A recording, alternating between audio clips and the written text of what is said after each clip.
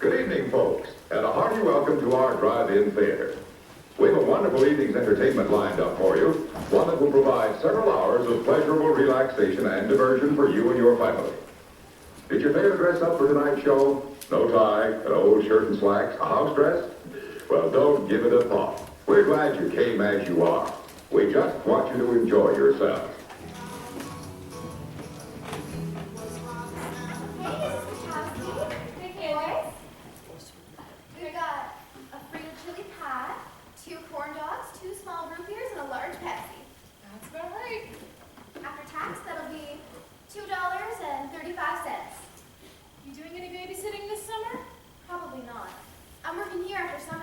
Driving on the weekends. I'm saving up for a car. That's nice. Sorry, Miss Bukowski. I'd help you out if I had more time. No, I dig. Girls gotta move up in the world. Good for you. I'm proud of you. Thanks. I'm really stoked to go get in my first car. Later. Bye, boys. Bye, Candy. Later, Candy. Brian, Scotty, don't spill back there. I mean it, or your dad will beat your butts. Don't forget to visit our refreshment center during the intermission or any time. You love the tasty array of snacks we have to offer. So will the youngsters. Everything is quality and so good. We hope you'll make this a weekly visit. Bring the family. Bring your friends. There are always wonderful new pictures to see, delightful snacks to nibble. A gay, pleasant evening for all.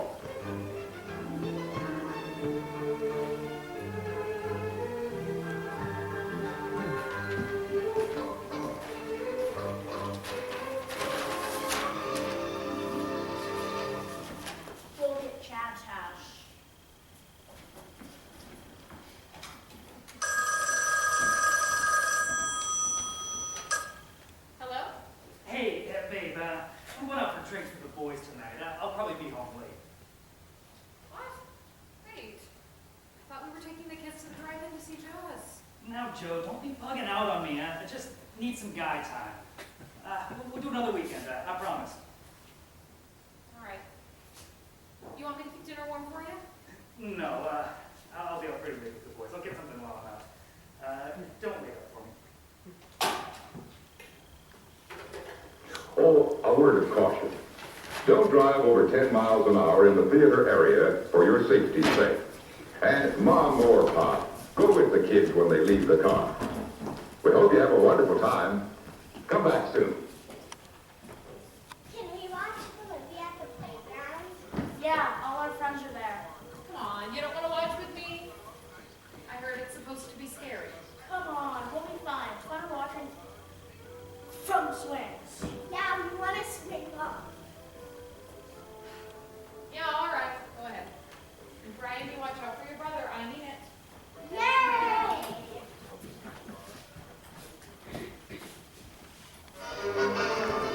Humor in America came of age in the 20th century. From vaudeville and burlesque to radio, the movies, and television. That two-timing Tom and...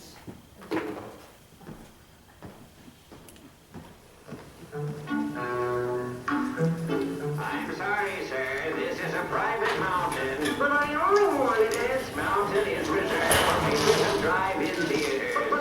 It's a supply depot for all sorts of good things, which people can get at the snack bar, like soft drinks, hot dogs, good hot coffee, candy bars of all kinds, delicious popcorn.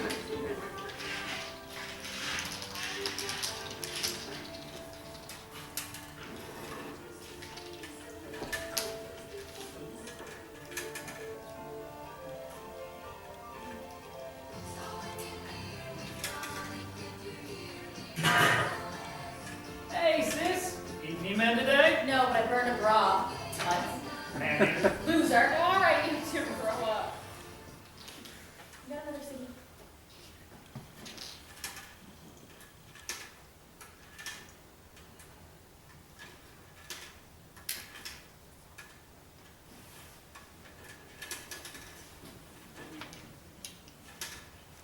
Gary's cheating. What? I knew it. That dirty dog. Tell me you're leaving him. I can't. I don't have any any money of my own, and they don't pay to raise kids, and he won't let me get a job. He has me trapped. I have to stay. See, this is why women stay in shitty marriages. The patriarchy makes it impossible for women to get ahead on purpose. We'll find a way out. Mr. Cal, Yes. how many licks does it take to get to the 50-year-old center of the 65? I don't know. I always end up ask Mr. Fox, but he's much cleverer than I. Mr. Fox, how many licks does it take to get to the 50-year-old center of the 65? Why don't you ask Mr. Turtle, for he's been around a lot longer than I. I find. Mr. Turtle, how many licks does it take to get to the 50-year-old center of the 65?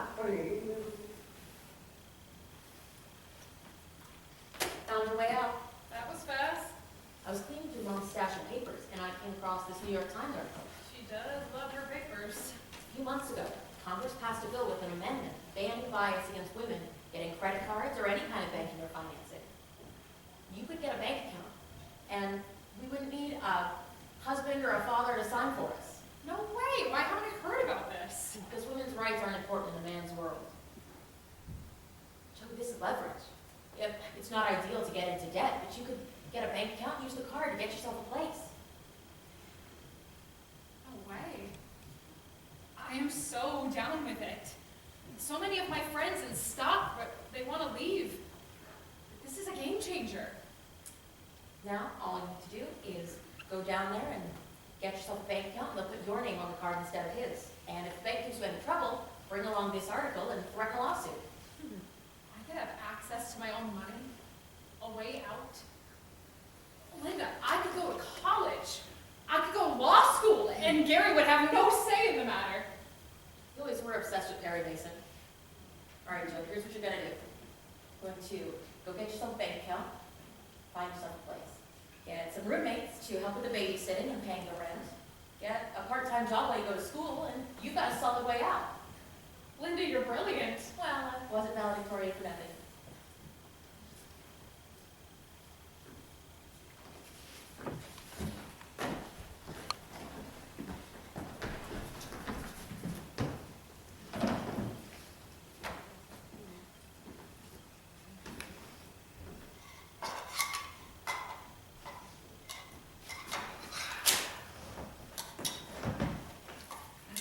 Hey, Joe, that's why you make me some bacon and eggs, huh? You boys excited about going camping this summer? Yeah, sure. Now, I say we go to the Ozarks, huh?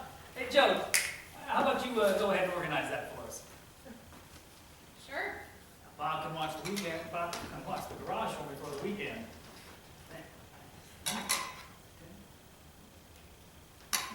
There it is. My name. Just me. No Mrs. Gary Bukowski anymore. This tiny piece of plastic. It's gonna open doors. Here's to freedom and independence. Now, folks, it's time to say goodnight. We sincerely appreciate your patronage and hope we've succeeded in bringing you an enjoyable evening of entertainment. Please drive home carefree.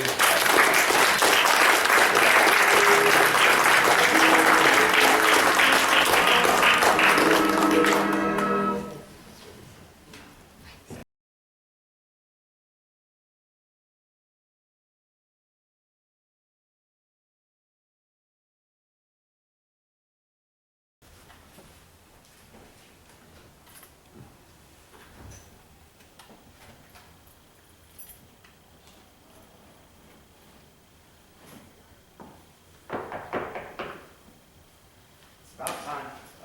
Come in. Welcome. Welcome. I'm Dr. Healy. I'm Sheila Smiley. It's a pleasure to meet you. The pleasure's all mine, Mrs. Smiley. Oh, please, call me Sheila. Sheila it is. Are you alone? Usually for couples therapy, there are two people besides myself. Oh, yes, sorry. My husband dropped me off out front and he's parked in the car. Look, I should warn you a little bit about Todd. Oh, I really think you should wait until he gets here. I don't want to talk about the couple unless both members are present. Okay, but I really... With all due respect, Mrs. Smiley, Sheila, I must insist. Whatever it is will show his face once we're here together. Okay. Also, please have a seat. Can I offer you a bottle of water? Oh, no, I'm fine, thank you.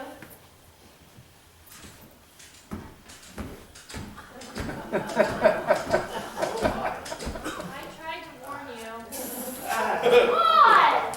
Hi, I'm Pinky the Clown. I tried to warn you. I kind of wish I let you, actually. Anyway, Todd, Pinky, please have a seat.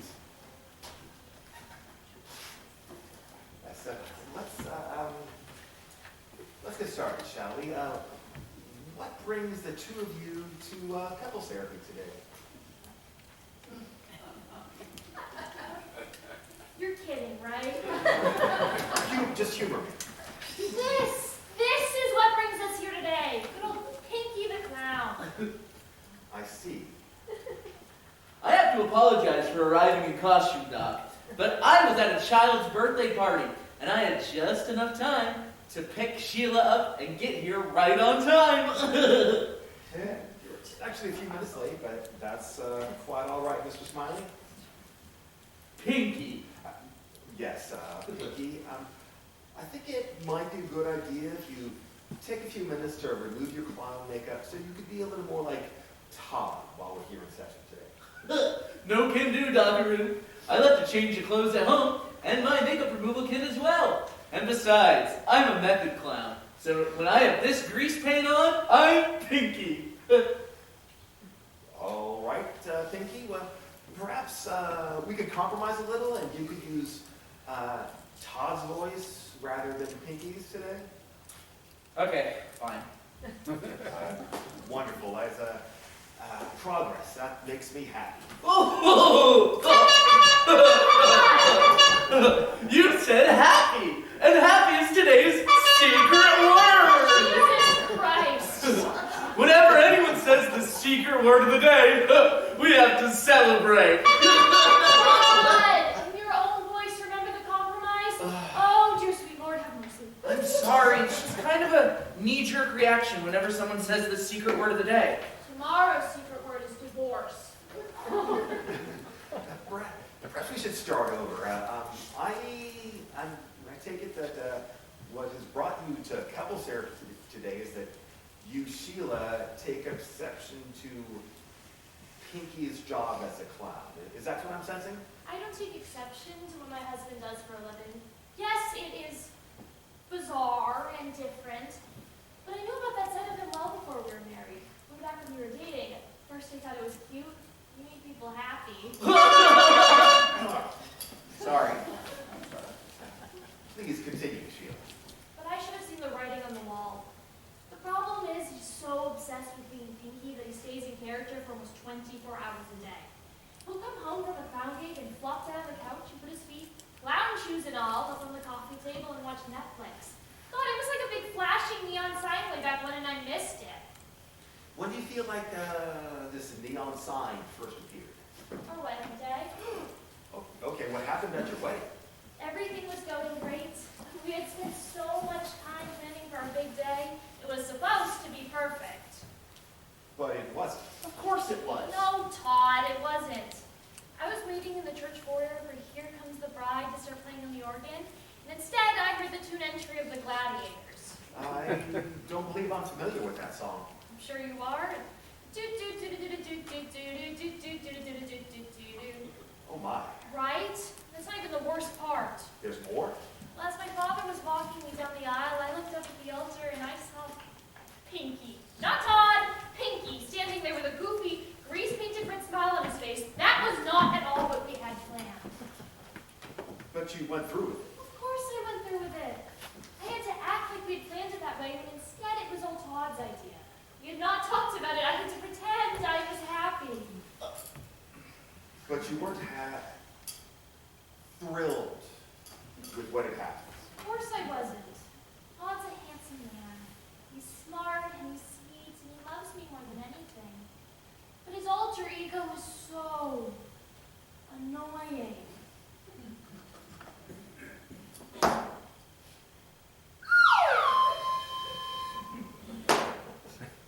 Sheila, I'm sorry. I'm sorry that I ruined our wedding day, and I'm sorry that the past 15 years of marriage between you, me, and Pinky the Clown haven't been what you wanted. I just wish that I could get you to love Pinky like you used to. I just don't know, Todd. I don't know. I have an idea.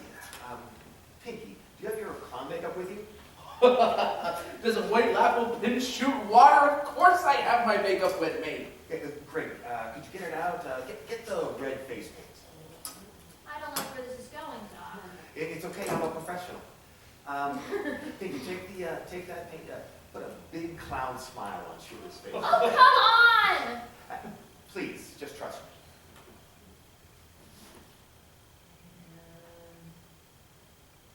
There! You look so beautiful, doesn't she, Doc? I do? You both look worthy of a picture. Okay. Here, there you go. Your homework for this week is to do some role play. Sheila, I'd like you to come up with a clown persona. Wig, costume, makeup, personality, backstory, a clown name, the whole deal.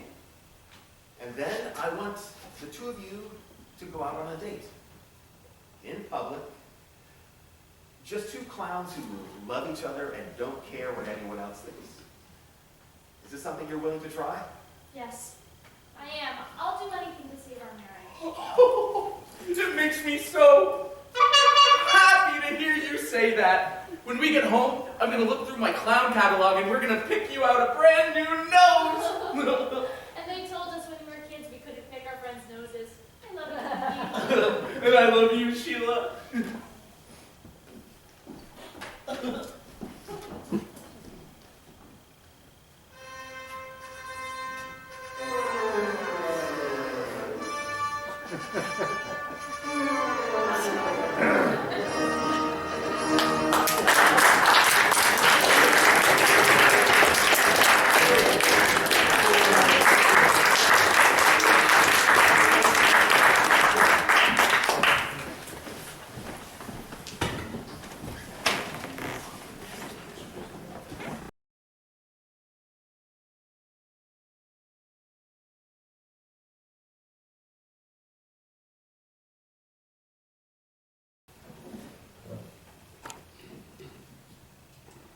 We now have more information on the shooting at the Sam Houston Elementary in Mayerville.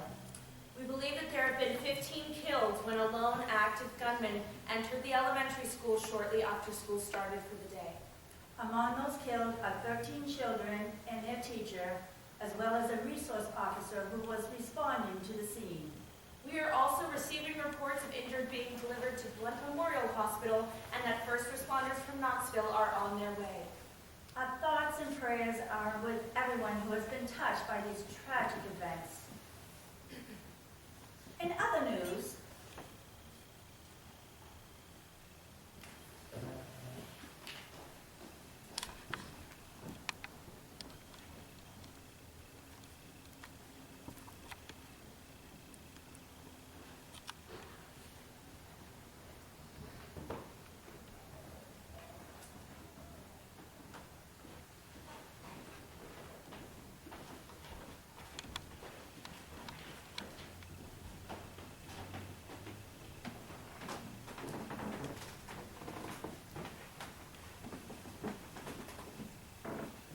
Thanks for the phone call, Terry. I really appreciate it.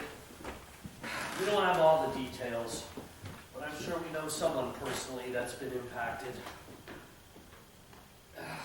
It's heartbreaking, but with it happening so close to home. How did you handle the Uvalde situation? But people are going to want to hear from me, though. I can't just lay low. Right, sorry, lay low politically. Yeah, mental health reform, people kill people, not guns. Got it.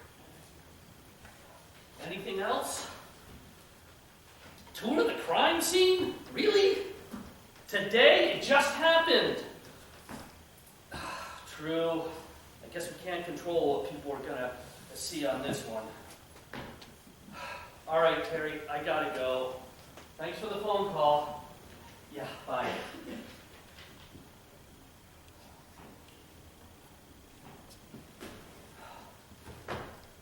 What? I don't know about you, but I could use a hug. What is your plan? I don't have a plan. I just got off the phone with Senator Fitz to get some advice. But truthfully, I don't know what to do. What is your plan, Senator Jenkins? I don't know. And you think hugging me is going to solve that? I don't know, maybe. 9 miles. I know. 9 goddamn miles, Robert! I know! Bobby Jr. is going to be home from school soon. Sandy Hook. What? What was that? What was what? Did you just say Sandy Hook? No. I said your son is going to be home from school soon. I need to know what your plan is. I don't know. Listen to me. With the election right around the corner, you need to get ahead of this. Get ahead of this? It just happened. Christ, if I could have gotten ahead of this, it wouldn't have happened in the first place. That's true, which is all the more reason to get ahead of it. Focus. I can't focus. 13 third graders were murdered. And their teacher. And a resource officer. For what? Why? People are going to look to you for answers. Columbine. What? What was that? What was what? I just heard someone say Columbine. It's stress, Bobby. You're probably going to get more stressed as we go, which is why you need to breathe, and we need a plan. Right, a plan. I'll write something down, at least to start. Pulse nightclub. Pulse? We'll start with outlining how bad this horrific, no wait, atrocity. Yeah, let's use that. Atrocity. Heinous. That's a better word. Heinous and senseless attack on the youth of our country. Country? You're right. Too vague. Let's go with youth? No. Attack against the future. Future? Okay. Got it. Heinous and senseless attack on our bright future. Yeah, I think that works. Can't I just say, Candace and I would like the families of the victims to know that our thoughts and prayers are with them as they grieve. No. We're making a new playbook right now. That playbook is outdated and overused. Harvest Music Festival. Stop. No. If you come out tired and old, it won't play well to your constituents. Not. Do you hear yourself? Yes. Of course. I'm focused on something that is going to make a difference, which is what you should be focused on right now as well. Candace! That man, if you can call him that, just walked into that school and started shooting little kids! What kind of person does that? That's good. Okay. Today, a man, if you can even call him that, walked into that school and just started shooting little kids. What kind of a person does that? That's perfect. Project the blame on the person, right? I guess. Emmanuel Church. God, why is this happening? Oh. Yes, of course. Bring religion into this. In your press conference, perhaps a little dramatic here, you can reach up to the sky and say, God, why is this happening? Should we put in a Bible verse? What? Hold on a second. What do you mean?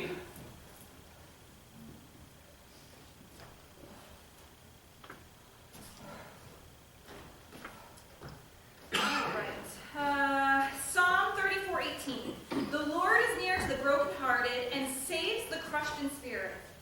Maybe. There has to be another one, one that offers hope. What are you doing? Looking for a Bible verse to go with our plan. No, Candace, what are you doing? Fort Hood. Stop that, please. Stop what? Not you! Why are you doing this? 1 Peter 5:10. And after you have suffered a little while, the God of all grace, who has called you to his eternal glory in Christ, will himself restore, confirm, strengthen, and establish you. Like a rebirth. You will be a reborn senator. Yes, that's what we're doing here. Candace, please stop. I'm saving you from yourself, and I'm not done yet.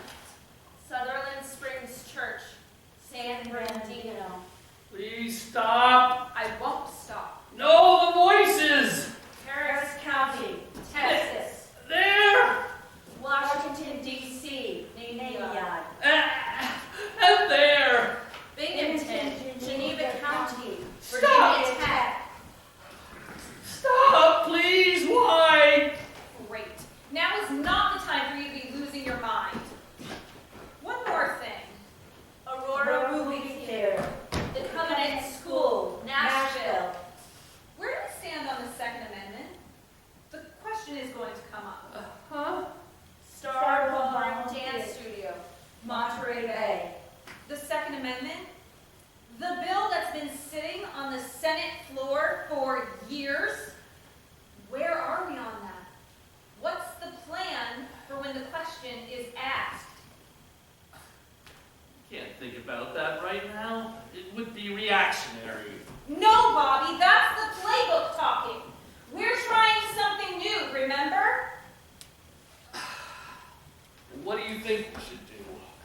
About time. Colorado Club. What? Time for what? Time to take accountability. What? Lewiston, Maine. Time, No more! I can't take this anymore! time for you to be the leader I know you can be. And take accountability for all the lives lost at the hand of gun violence. Listen to me, Bobby. The death of those kids, and in Lewiston, Uvalde, and Seal, are your fault, caused by your inaction and your unwillingness to take initiative. Wait a second. We probably knew some of the parents. The look on those children's faces as a gunman entered their classroom, defenseless against military-grade assault rifles.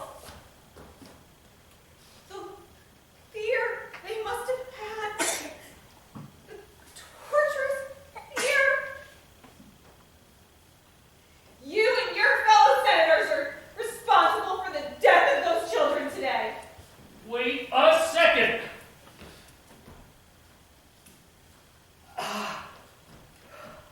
I said, wait a goddamn second, wait! Appalachian High School. You want me to tear down everything I built? I can't do this anymore, Candace, any of it! What do you want from me? I'm asking you to be reborn. If that's what it takes for you to wake the fuck up and get the NRA out of our pockets, then that's what it takes! Who gives a fuck what the playbook says? Children were killed today, Bobby. Children.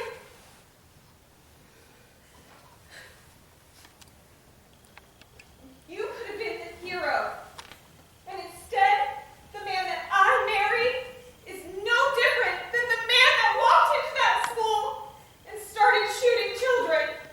I didn't pull the trigger! I don't see the difference.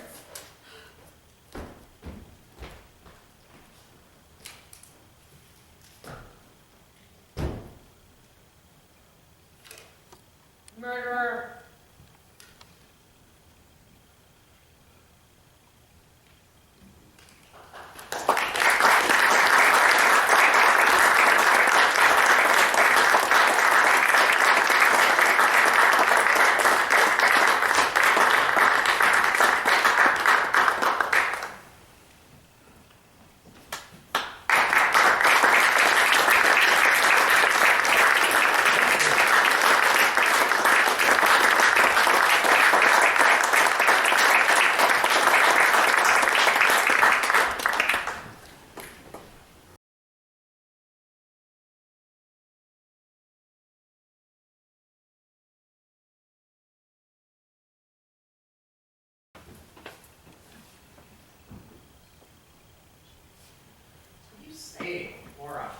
saying you're tired of me? I don't understand.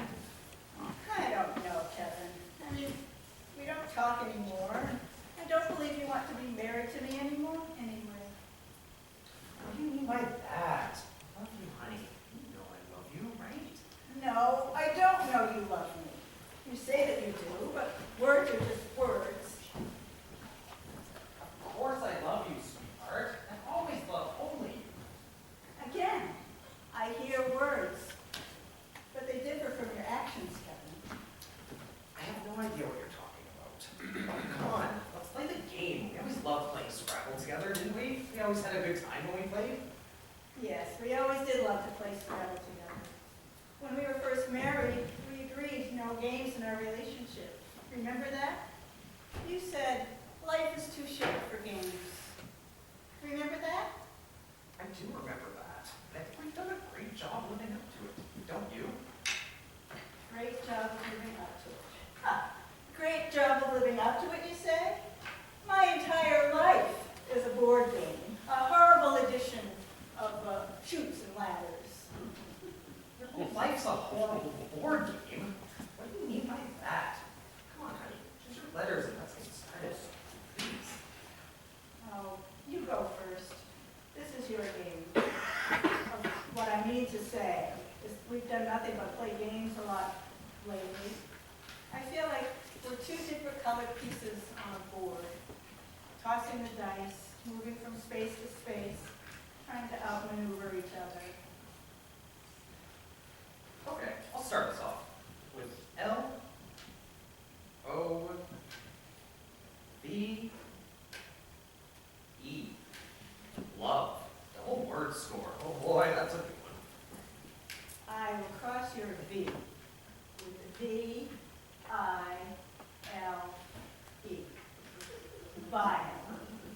Much how I feel about you much of the time, Kevin. And that patronizing way you have of pretending all is well. All is not well, Kevin. What do you say, Laura? You think I'm vile? After all the good times we've had together over these past 8 years, after all the fun we've had, you look at me and you see vile? Sometimes, yes. When I spend the energy thinking about it. I'll play off your E with P. U R E. Pure. Another double word score. Oh boy, I'm on a roll tonight. Not so fast. I'll cross your P with S-P-L-I-T. Split. Triple letter score L. Not a bad play, sweetheart. Are you trying to tell me something? Are you suggesting? Well, I've been thinking a lot about it, and I don't see why we should be together anymore. I mean, it's obvious you'd rather be somewhere else than home with me. Of course I want to be here with you. You're with you now, aren't I? I'll play off your T. T. R. U. T. H. Truth. Triple letter score U. Oh my gosh, I'm so good at this game. I've always been so good at it, haven't I? This is what happens when I try to talk to you. You cross my words and take the value away from me. I need more in my life, Kevin, than meaningless words and valueless words that mean nothing to me.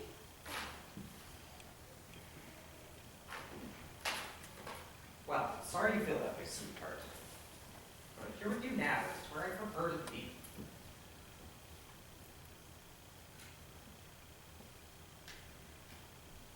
I will cross your A with C-H-E-A-T. Cheat. Double letter score C. Devalue that, Kevin. I know, Kevin. I know where you go after work. I know where you go on these so-called bowling league nights. I know, Kevin. What are you saying, Laura? Those are empty words. Very little value, and not much to build on. You think I'm cheating on you? Where do you get these crazy little ideas of yours? Crazy ideas. Crazy ideas, Kevin? Never mind how I know. You've been cheating on me, and don't you deny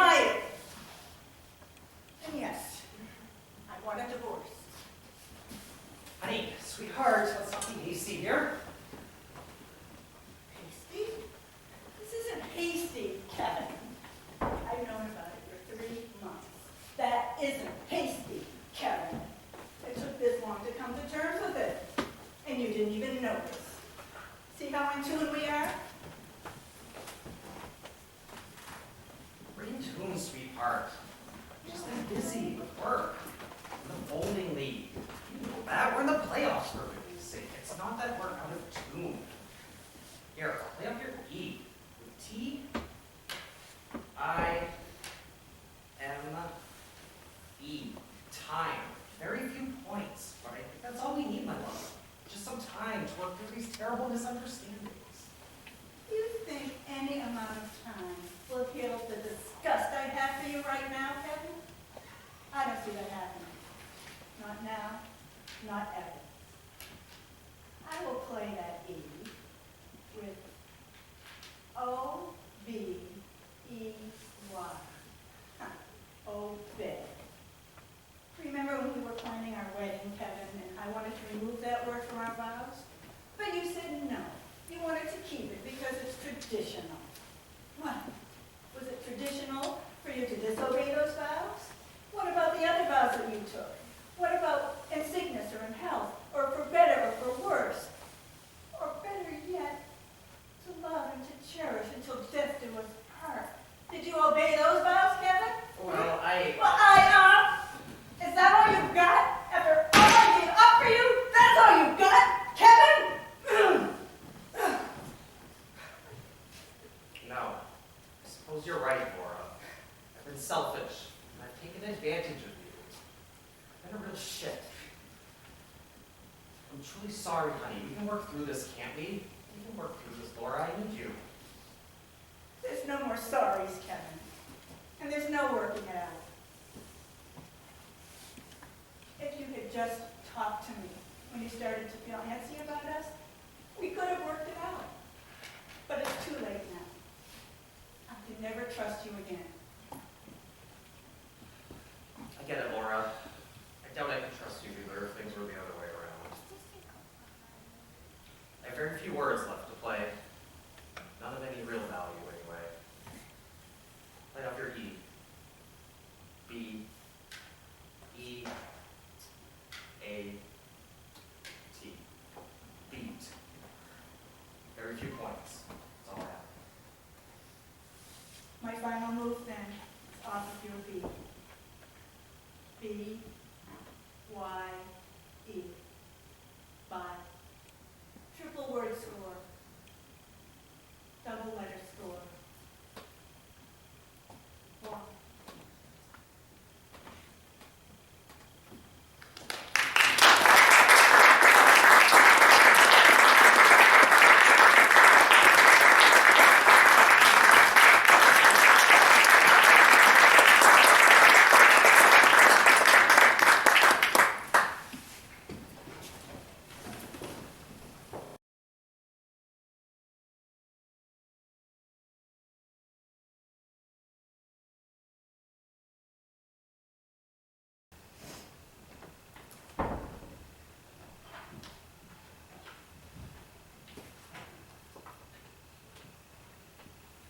Bobby, did you clean up all those toys I asked you to take care of?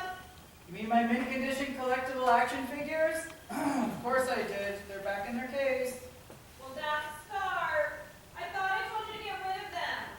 You did, dear, but they're worth a lot of money. I'll make sure they're kept in their display case from now on, I promise. You better. I'm tired of you bringing home a bunch of junk.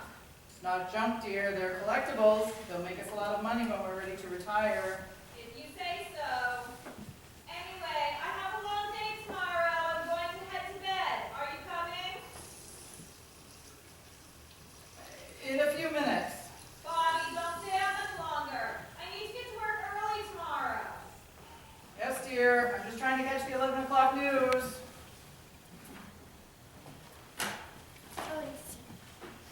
Good evening, and welcome to our 11 o'clock broadcast. We bring you some breaking news from the U.S. Department of the Treasury. Congress has just voted to abolish the use of the penny. As of 2024, it has been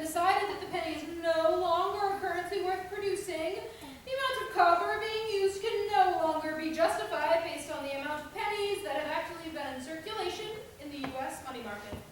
A change like this takes time to implement, according to a spokesperson from the U.S. Mint. The timeline has not yet been set, but within the next year, pennies will be fully phased out of circulation. At that time, the penny will no longer have a monetary value. If you have some pennies, make sure to bring them to the bank now before it's too late. And now for our next story. Dad, did you hear that? The pennies! Bonnie, you better not be shouting at me about pennies at 11 p.m. at night. Turn off the damn TV and come to bed. Yes, dear. Sorry.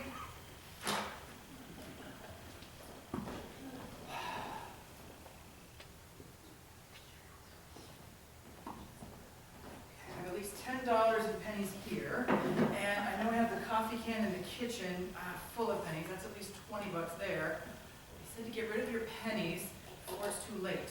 How can I turn this into a money-making opportunity? Lots of people have pennies lying around. I'm sure they won't just give them to me, but maybe if I paid them a percentage of what they're worth, collected them all up, I could get a good amount and bring them to the bank to cash them in. I'm paying a little bit out as an investment, but my return will be over 100% of what I pay out. The news says I have at least a year to do this, so I'm sure I have plenty of time. Now, where can I get investment money? I can sell my stamp collection. But no, that doesn't make sense. That's collecting value. We have the money we've been saving up for the kitchen renovation, but that's going to be at least another year. And the news said we have a year left. Annette will never notice. I'll have to see who I can convince to give me their pennies. I'll start with the lady upstairs. She's a bit of a hoarder. I'm sure she has lots of pennies lying around. I just got home. Where are you going? Remember the pennies I was talking about last night? I'm trying not to. Anyway, I have a great idea about the pennies. Do I have to do anything? No, nothing. It's just going to take a small investment. You better not be scheming again. Of course not, dear. I promise this is a surefire plan. If you lose any of our money, you lose me. I mean it this time. I will leave. Of course I won't, dear. I promise. We're going to earn 100% of what we put into it. I don't want to know. Just don't lose our money, please. This will work. This has to work.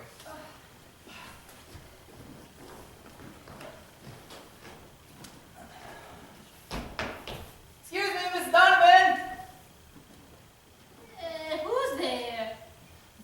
It's me, your downstairs neighbor, Bobby Brown. I wanted to talk to you for a moment. What do you want? I wanted to ask if you had any pennies lying around your apartment. What business is it of yours if I have any pennies? That's a fair question. In short, pennies aren't going to be worth anything soon, so I'd like to pay you part of what they're worth, and then I'll take them to the bank and cash them in. You won't get the full value of the pennies, but I'll be giving you cash. How should I know what they're worth? I've got a big jug of them. How about this? I'll take a look at them. You can tell me what you think they're worth. We'll agree on a price, and I'll pay you, no questions asked. So, I give you my pennies, you give me cash. Yes, exactly. Just not the full amount that they're worth.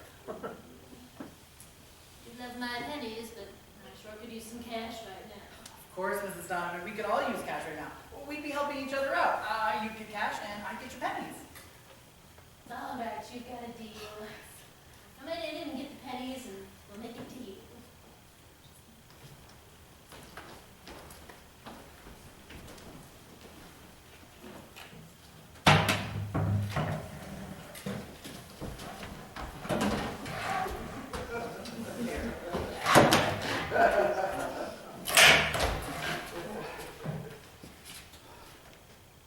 All right, Mrs. Donovan, how much do you think these pennies are worth?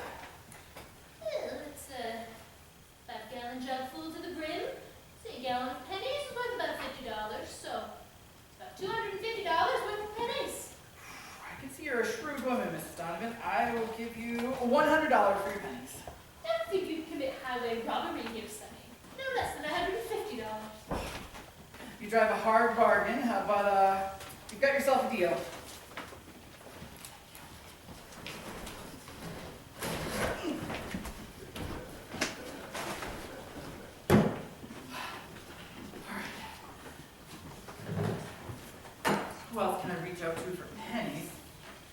maybe I'll ask Cousin Jill. Let's see, I sent her a message. Dear Jill, I'm on the search for pennies. Happen to have any lying around? I'll pay you cash, a bit less than they're worth. Can I pick them up from you? She's seen it. Oh, I'll be right there.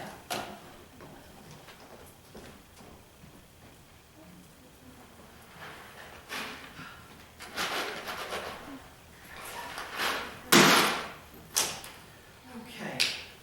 So far, so good. Who else? Who else? Oh, Uncle Bill. Hey, Uncle Bill, do you have any pennies lying around? What for? I'm looking to purchase people's pennies. No, I won't pay you full price for them, but you get cash and get your pocket change. You have $300 in rolled pennies? I'll come pick them up right away. Yes, yes. I can pay you $200 for them. I'll be right over.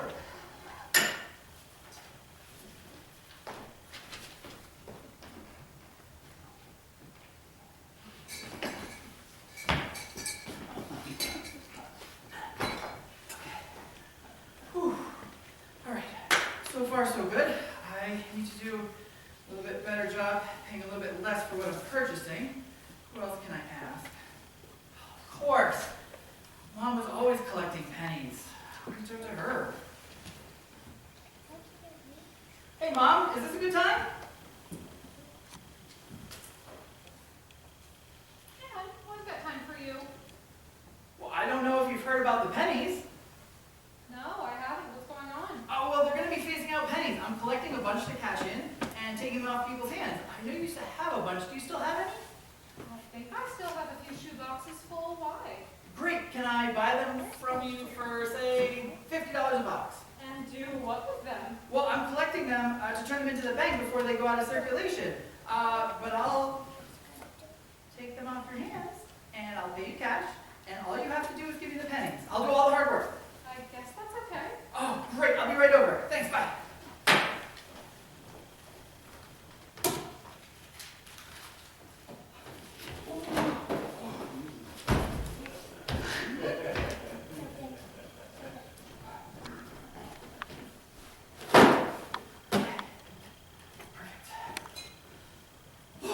Okay.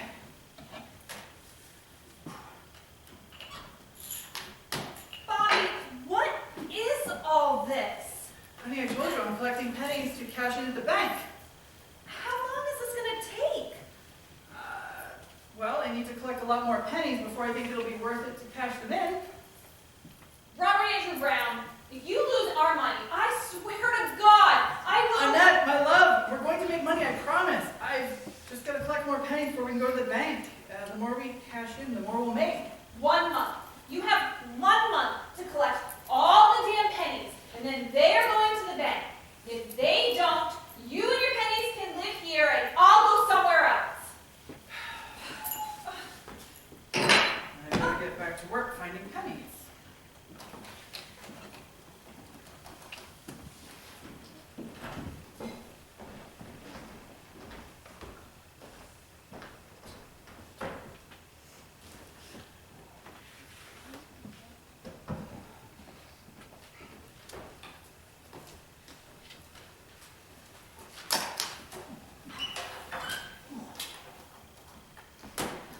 Bobby, your month is up. Of course, dear. I just need to load all these pennies in the car, and we can head to the bank. We? I want you to be there when you see how much money we're going to make from this. I've spent approximately $2,000, but if my calculations are correct, I have $4,000 in pennies to cash in. You spent what? I told you, my love, we have to invest a little bit, but we're going to make it all back, don't worry. Like I said, we'll get more than 100% of what we put in. People are really happy to get rid of their pennies. Load up the car and let's get this over with.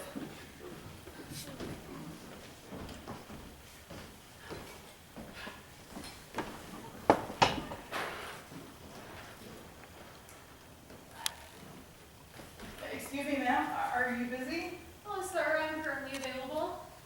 I've got a bunch of change I'd like to cash in. I've been collecting for over a month.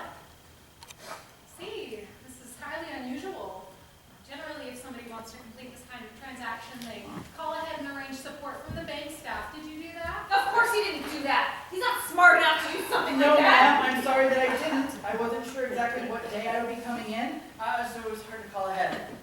I see. Do you have all the coins you brought in organized? Yes, ma'am. I've spent a lot of time wrapping pennies for the last month. They're all organized, no Canadian coins, nothing else, just pennies. Just pennies. Huh? Is there a problem? We don't normally get a giant deposit of just pennies.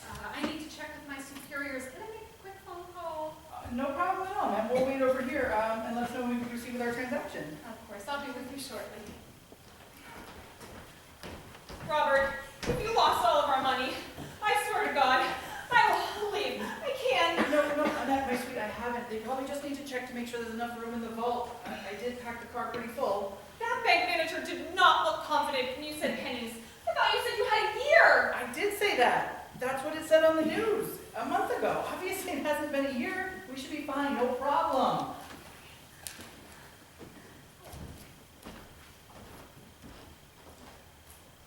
Hello, sir. Okay, I'm ready for you now. Of course, no problem. Come on, honey, let's go. Can you take the pennies? Honey, it's fine. Ma'am, you said you had something to check for us? Yes, well,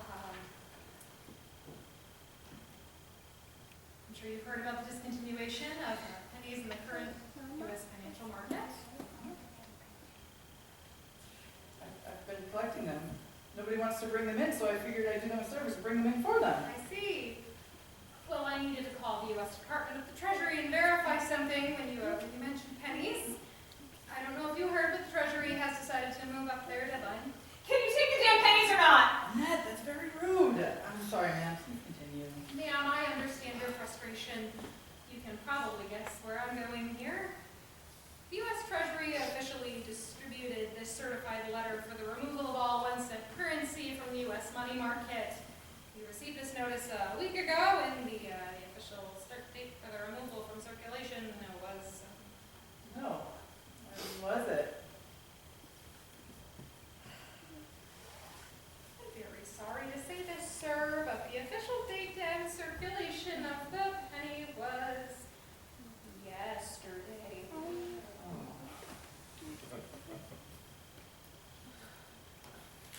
See, Robert, your schemes never work. You are such an idiot! Lucky for me, I knew you'd fail at this like you do everything else. When you get home today, I won't be there. I hope you and your massive collection of pennies will be very happy, because I'm going to go out and find my own. Good riddance, you moron!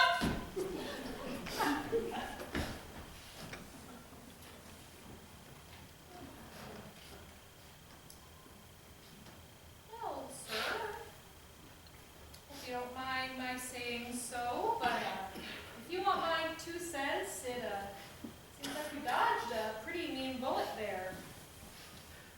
You know what? Maybe you're right. We haven't been happy for a really long time. She's always threatened to leave, and never has, but now she is. She doesn't seem to share any of these same interests that I have. Maybe we're better off this way. I know it won't help much, but I've heard some people have been able to sell this pennies for scrap metal. Might make a little bit of your money back.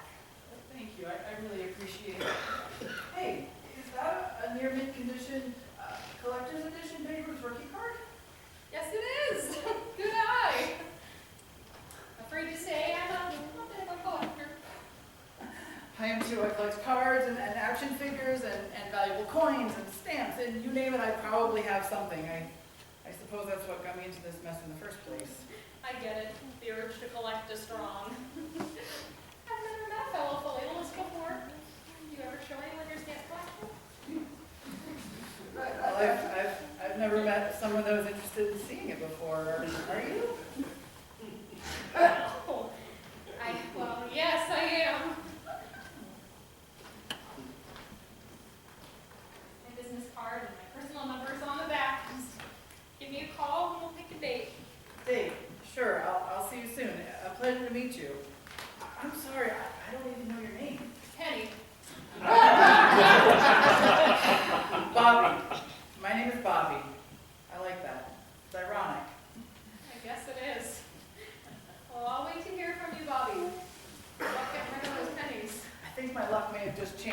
miss you. We'll talk soon. Thanks for everything. Money penny.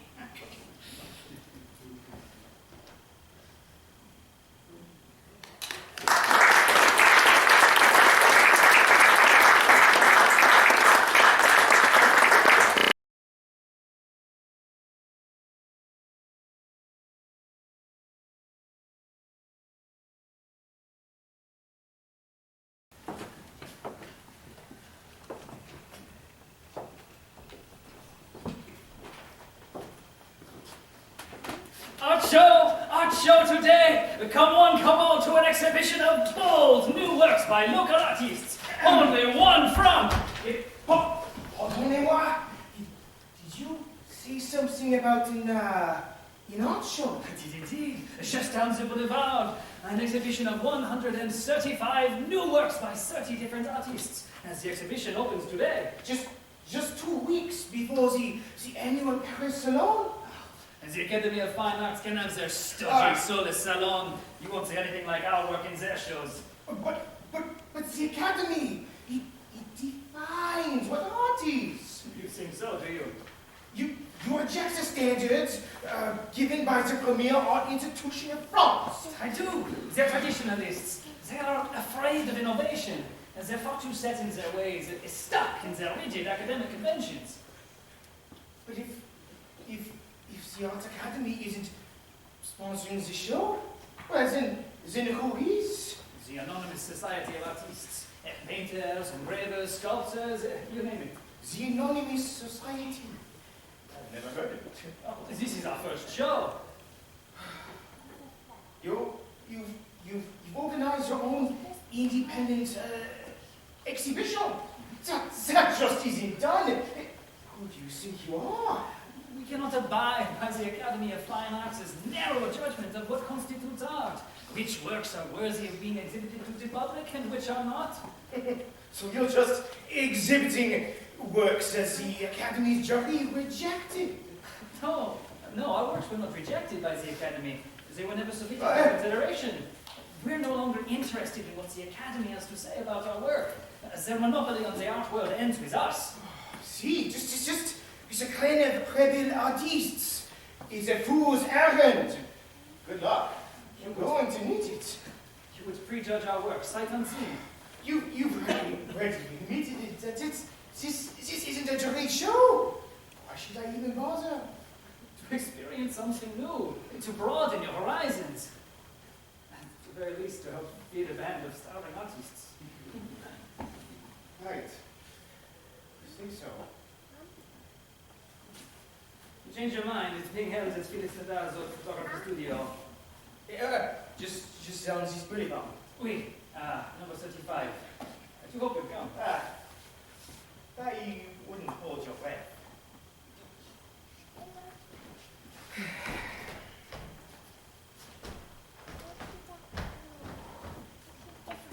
Art show today! Come on to an exhibition of bold new works by local artists. Only 1 franc!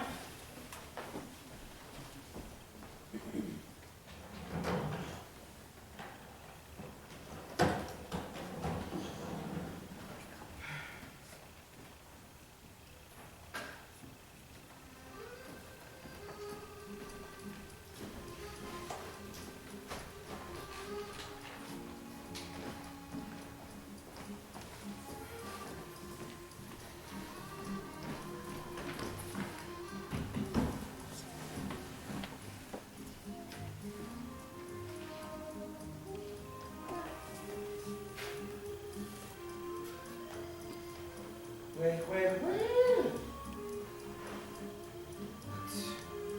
What happened here?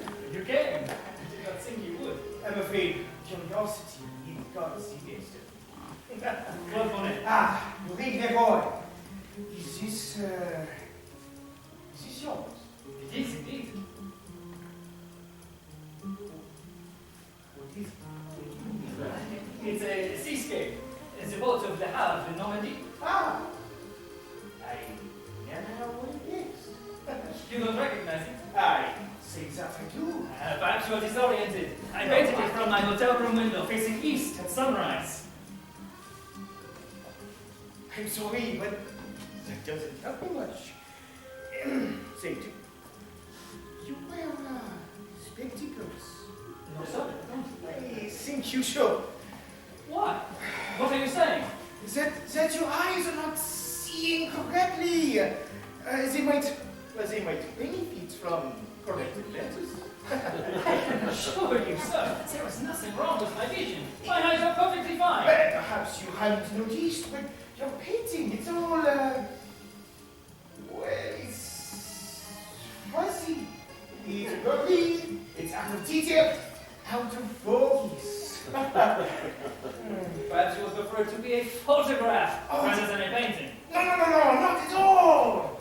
I love paintings. I'm a painter myself, you know. In fact, I'm a little bit of an art critic as well. You don't say.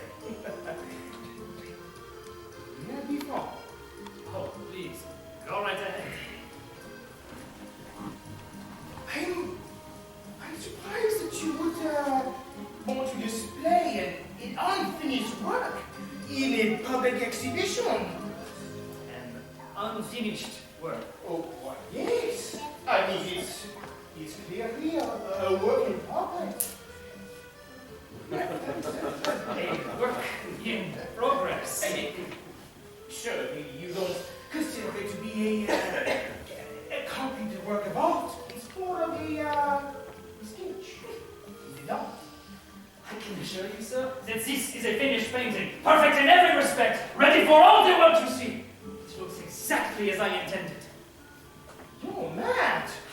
No, I'm not mad. Your critique says far more about you than it does about me. No. I don't mean you're angry. I mean, out of your mind. Really? Well, What makes you say that? You just slap some paint on a canvas and you see that's art. I beg your pardon.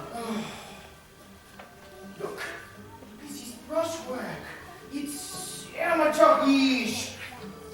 A good painter, he doesn't leave all these loose brushwork strokes in his paintings.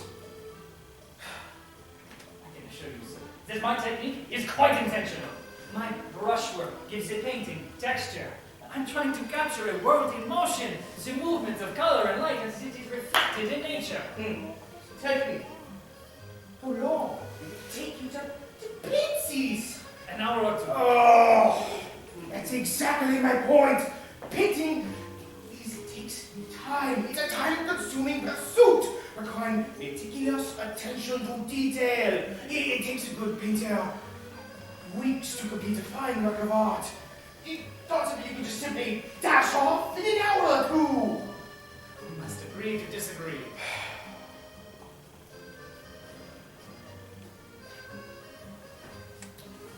Have you tried it? What do you care? I'm writing a review of the exhibition. Well, I suppose there's no such thing as bad publicity.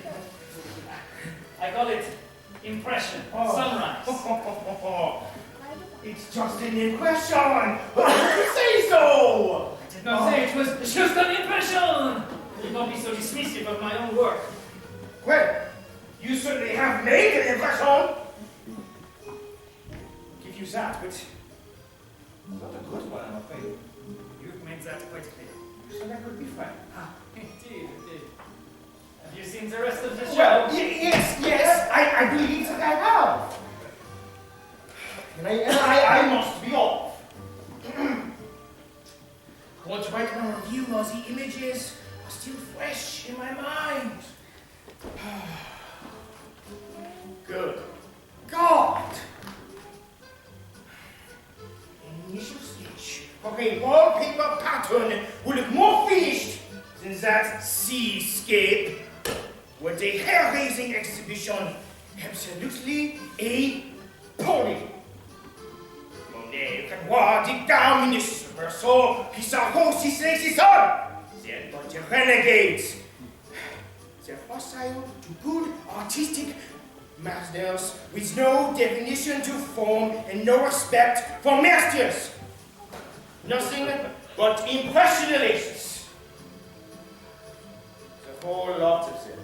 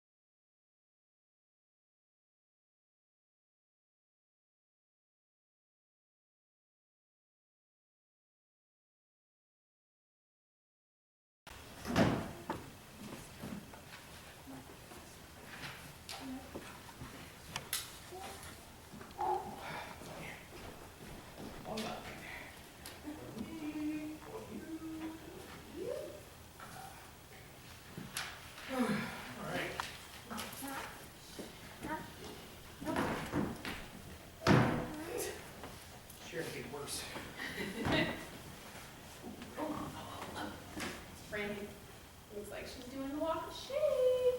Do you think she's been with Stuart again? Well, by the look of her hair and the size of the coffee she just ordered, she did not get all the sleep last night. Do you think your husband knows about our extracurricular activities? I think if he's not aware, he's either lying to himself or he's completely checked out of the marriage. Right. I mean, he could be taking on something spice of his own. Notice, we've never actually seen this so-called husband. Right. Oh! Look. Kevin. You know, I heard, not from a reliable source, of course, that, you know, he's been seen meeting with an up-and-coming chef. Do you think he's playing a jump ship? I really thought it was a lifer at Eddie's. A lifer? At Eddie's? Is that even possible? How do you know he's even been meeting with a chef? Does he even cook? Does he have a degree? I mean, he did. What was your Yeah, all right. Yes, I know it seems a bit far-fetched. But Kevin has been MIA the last few weeks for his mid-morning brunch meetings. Plus, you know, have you noticed his hair?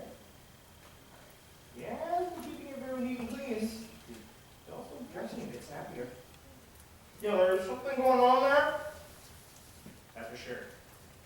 And, you know, I mean, it's not a job in a fancy restaurant. I, for one, want to get to the bottom of it. I'm sure the world will all be on pins and needles waiting for the truth of your Kevin investigation. Yeah. Belt. What? Belt. What are you talking about? Bet. Oh. David Belt.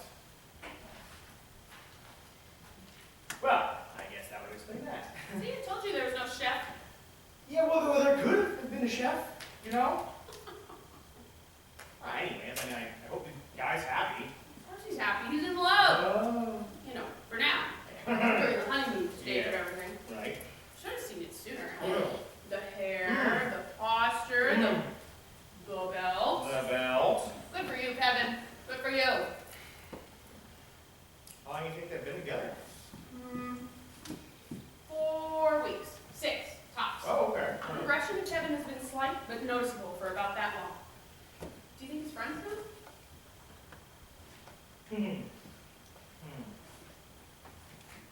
Hey, can I get your opinion on something, you know, kind of like I don't know, like a quandary, you know, of sorts? I'm all ears. Okay, so, well, there's this person that I know. Let's call them Bob. Okay. Right, so Bob, right, he's a stand-up individual, okay? He's got a great job, he's well-liked, he's got an awesome family, he's just a really solid, amazing individual, you know, and well, for years, and I'm like, Bob, is hiding his true self.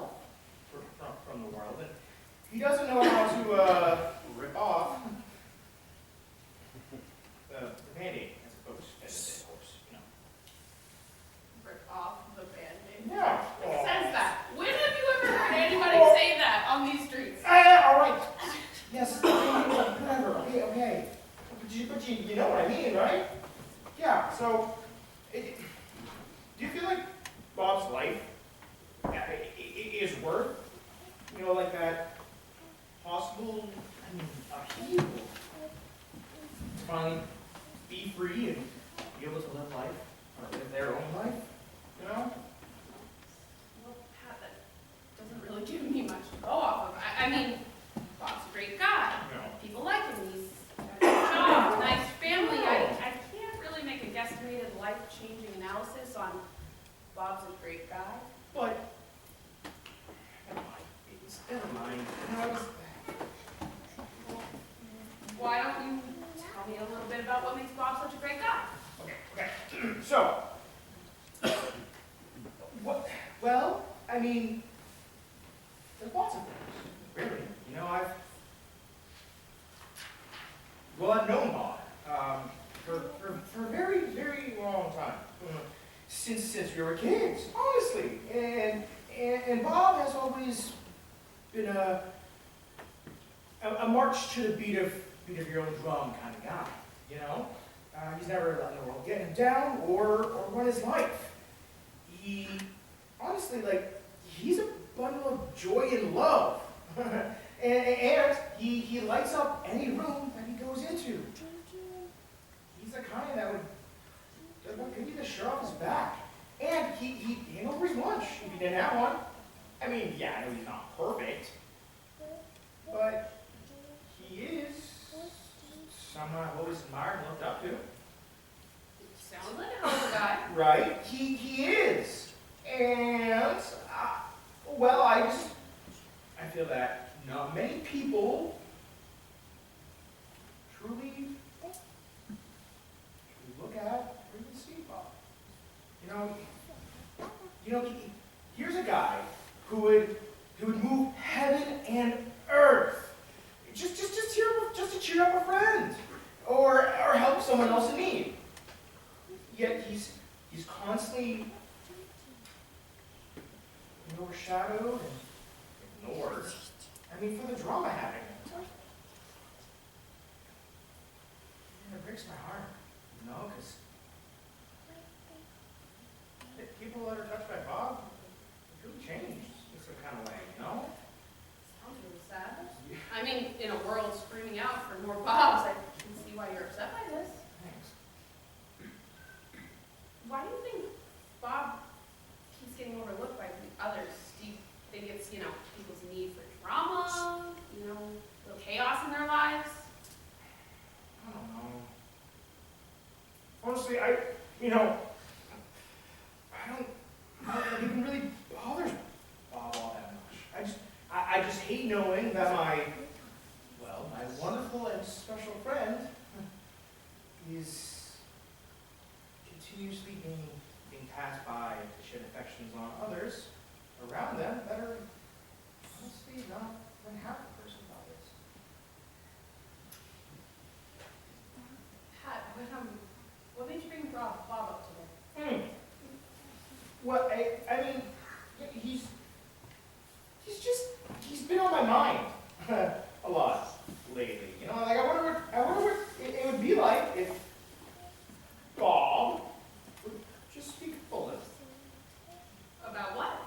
Is he being bullied or something? I mean, it sounds like he's doing well. You like him. He's got a great job, a nice family, good friends. I mean, too many of us are missing one or more of those things nowadays. No. It's nothing like that. It's just, man, that's really hard to explain. Never mind, I'm sorry. I'm not really doing a very good job at this. Take your time. I'm not going anywhere. Gather your thoughts and, find the words. I'm going to be getting the donuts.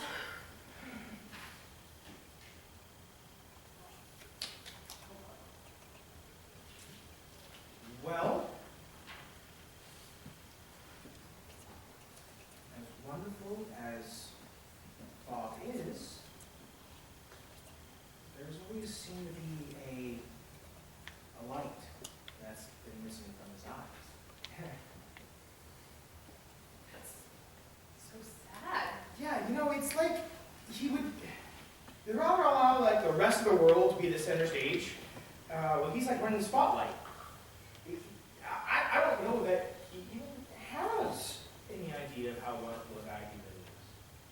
Have you ever opened up and told him this? I mean, it's not really that easy to do. You see, Bob, he's kind of like an alter ego. What? Like Clark Kent and Superman? Well, I mean, like, yeah, like a loose sense, I guess, but I guess more of like an inner child, you know, or maybe, excuse me, maybe the true persona of someone who's putting on a face for the rest of the world, if that were to make any sense. A little. So Bob isn't really Bob. No. Or is Bob someone else entirely? Well, no, he's, man, I really not explaining this. I'm sorry. Never mind.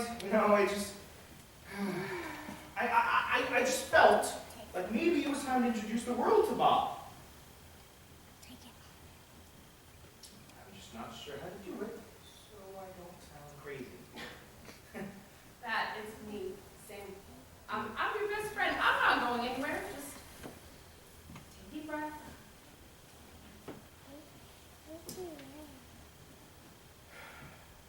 Sam, you ever felt like you were acting for the world?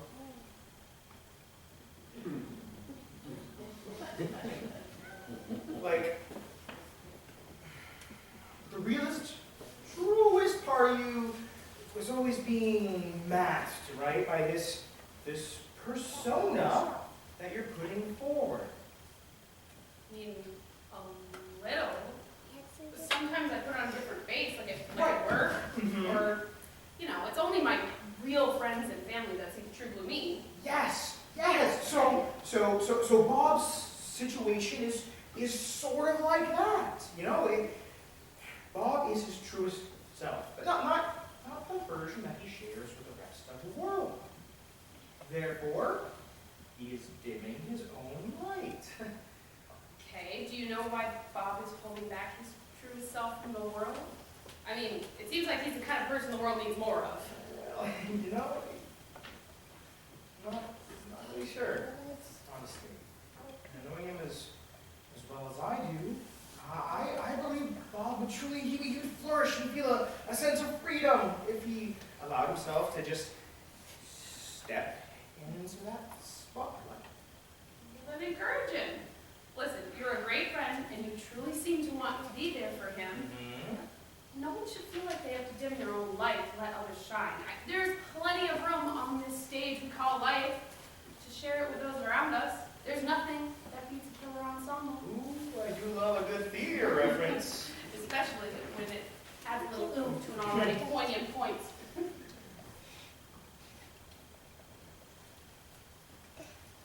So, you asked me why I had felt the need to bring up Bob today.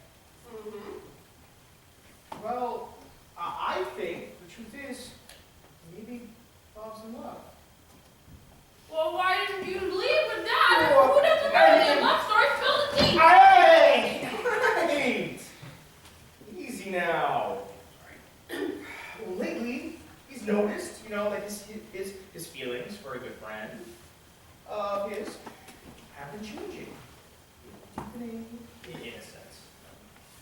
He's excited about the prospect of this possible what if, but he's nervous.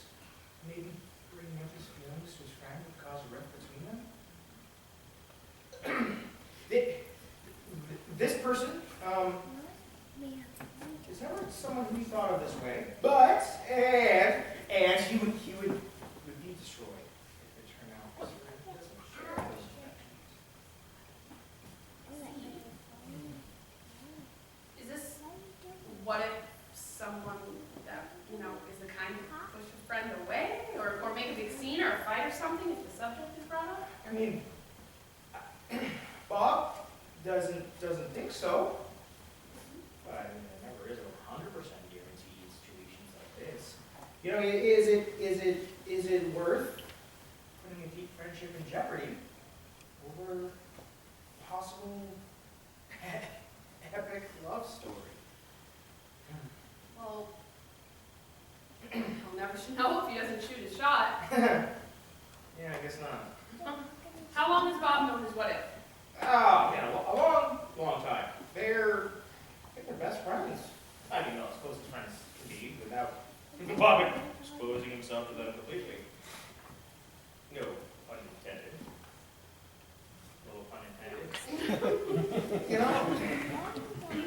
So what is it about Bob that makes him think that his friend is wrong? Well, let's just say that that Bob is not his friend's normal love interest.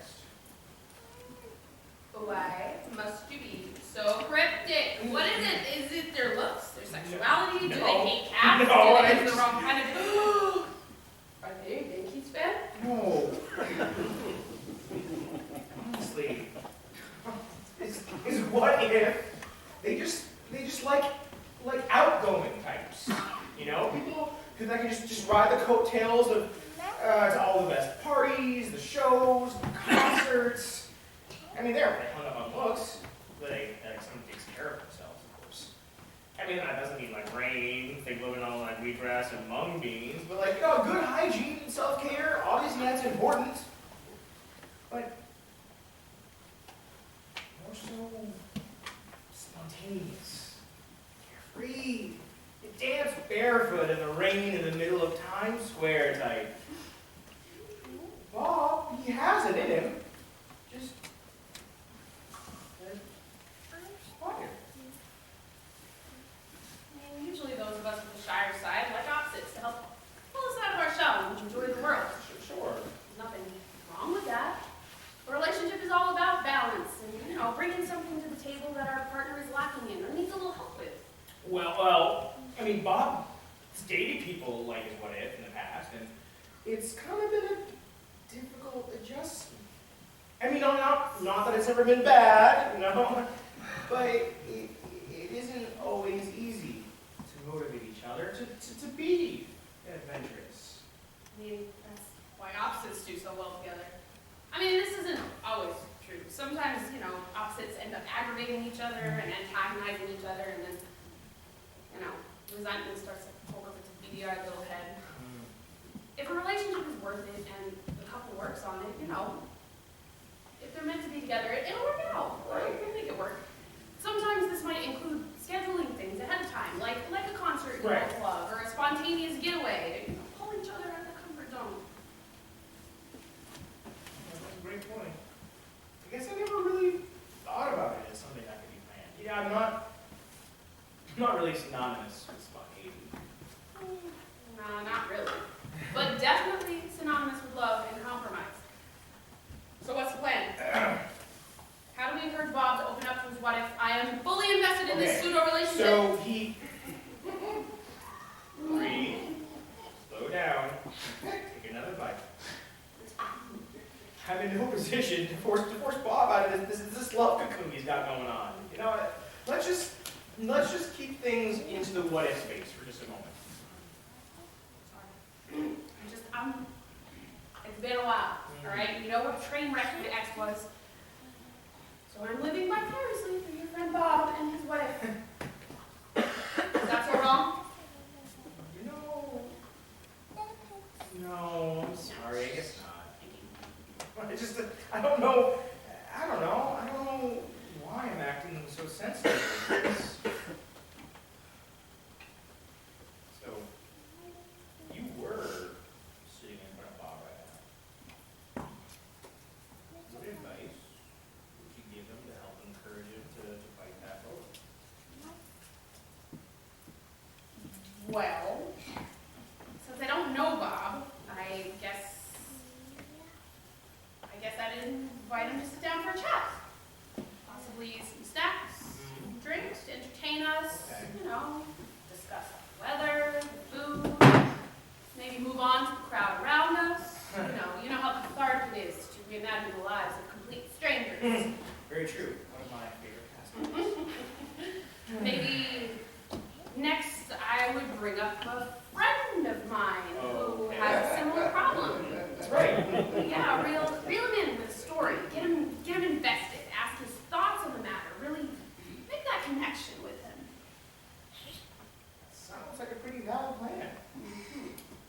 selection is a great look. Finally, I'd ask about him. Okay. Is he dating anyone? Has he ever had a similar situation in his life? And how has he dealt with it? Is he Well, pro speaking up? Okay. If he were the one my friend had a crush on, would he want to know? Things like that. He's scared at all. Ah, but I planned. Okay. I would take a complete U-turn and I would bring up my ex. Right. You really think that's wise? I mean, your ex, they're mentally unhinged, and put it nicely. I wouldn't bring out the whole story. Well, I would just do some of the highlights, you know, how narcissistic they were, putting me down constantly, blaming me for all the problems, you know, you're so immature, why can't you fix this? I'm going to give you one last chance to work on this problem, etc. oh yes, you have the highlight reel. Excellent selection. It's just enough to show the level of unhinged. Not completely falling apart. Or to reference sticks. Thank you. I thought so. Yeah. Anyway, this part of the conversation would Right. draw Bob back into a secure, safe field surrounding him, and then I would gently nudge him into a perfect opening to broach the subject with me. That's how they work.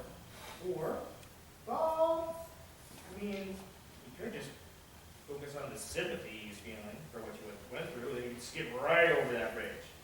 And that's where we're going all said, nudge all together. I see your point. Yeah, I caught your effort. Yeah, thanks. Right. Plan 2. Okay. I could say, hey Bob, why are you holding off from everlasting love? Just take a chance. Right. Yeah, no. I mean, maybe. I should invite Bob to our session next week. Maybe you should.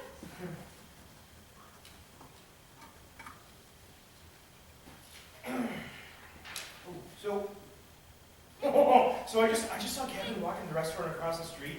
They're chatting with the maitre d'. I think there's a story there. Possibly.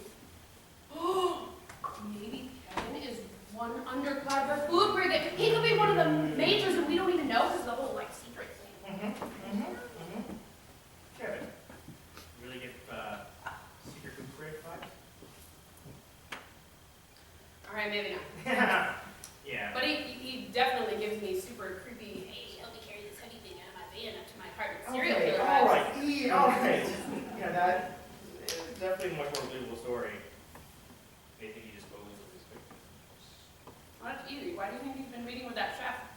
Oh, Sam, you're sick and twisted. Sick and twisted. Oh, gross. Hey, Bob. Yeah.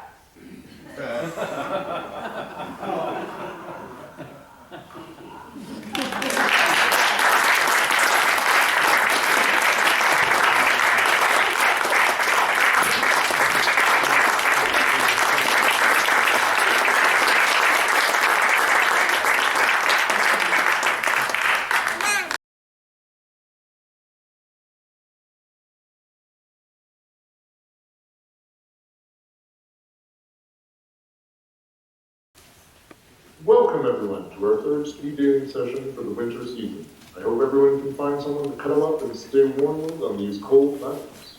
Now most of you know how this works, but for the newcomers, the guys will stay in their seats tonight, the ladies will rotate around each table. The bell will ring when it's time to switch. If you hit it off, make sure to get those digits so you can connect after we're done. Now let's get dating! Nice to meet you. I'm Chad. Abby, nice to meet you too.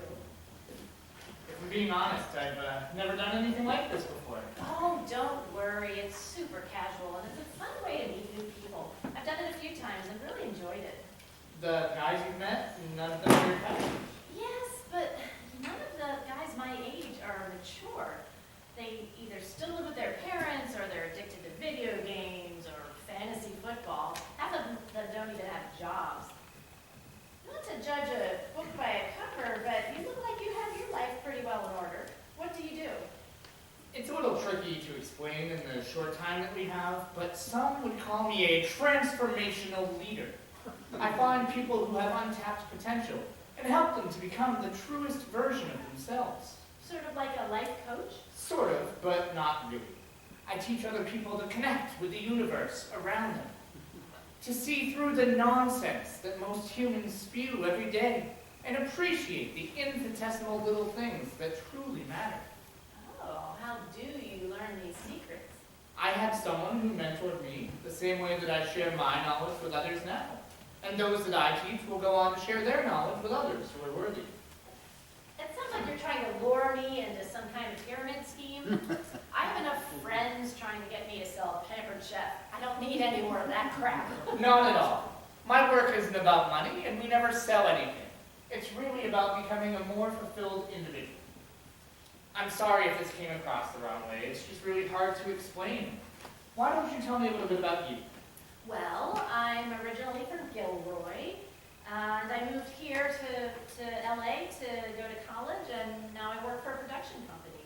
I'm a PA right now, but someday you're going to see me win an Oscar. I've wanted to make movies since I was a kid, and now I'm living my dream, kind of. Why kind of? Well, most of what I do right now is grunt work for people who are bossing me around. They used to have my job, and they've moved up. And now they're being bossed around by people that had their jobs and have moved up. Typical corporate ladder stuff, I guess. Maybe, but with that passion, I'm sure you'll climb that ladder in no time. Thanks. Say, you said you're from Gilroy. Why would I have heard that? Oh, probably the shooting. Some guy went nuts last year at the festival last summer. It was all over the news. The music festival? I thought that was Las Vegas. Oh no, the garlic festival. Come again? Oh yeah, Gilroy is the garlic capital of the world. After growing up there, I probably have garlic running through my veins. Oh, yeah, I spent probably half my freshman year of college just trying to get the garlic smell out of my hair. Running through your veins, huh? That's pretty funny. It looks like our time is just about up. It was really nice meeting you. Good luck with your movie career. Yeah, it was really nice meeting you too. Good luck with your transformational leading.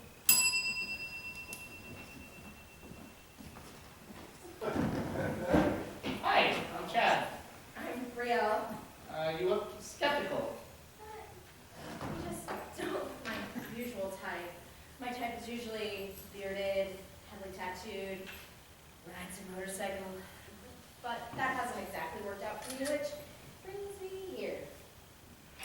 Well, I'm 0 for 3 for you there. I've never been one for a beard or tattoos, and I drive a BMW. Maybe a change of pace is what you need. You're probably right. I definitely need some stability in our relationships. You see a guy with big arms and lots of tats, and I just can't help myself. Then he treats me like crap, and I'm on to the next one. I need to break that cycle. You certainly don't look like a mechanic or a bouncer. What keeps you busy these days? I'm a freelance phlebotomist. No! Phlebotomist, not botanist. I take blood. Oh, for like blood drives or something? Yeah, something like that. Except I don't like working for the big hospitals with their bureaucracy and insurance paperwork, so I'm an independent contractor. It works out better that way. I don't know a lot about insurance paperwork, but I do know what you mean about working for the man. I've always preferred working for myself, and my parents did the same thing, and I followed in their footsteps. I'm not making a lot of money, but I make enough to lead a peaceful life. Yeah? What do you do? Well, my family has Native American roots, and we've always been very crafty. I grew up helping my parents make jewelry, and now I sell my own stuff. I've seen some of that. Very pretty stuff. Do you do a lot of beadwork? My mom does. She's amazing at it. But I'm more into metalwork. Oh. Yeah, I'm a silversmith. Oh. I love it. I make rings, bracelets, necklaces, you name it. Custom work is where the money is. My workshop is my happy place. Is it dangerous? What are you, OSHA? No, it's not bad. I have plenty of scars on these hands from working on an anvil, but nothing too serious. I try not to think about it. I probably have enough silver in my body at this point to set off a metal detector. Maybe you should get that checked out. Nah, I'm fine, but if I ever need some blood work,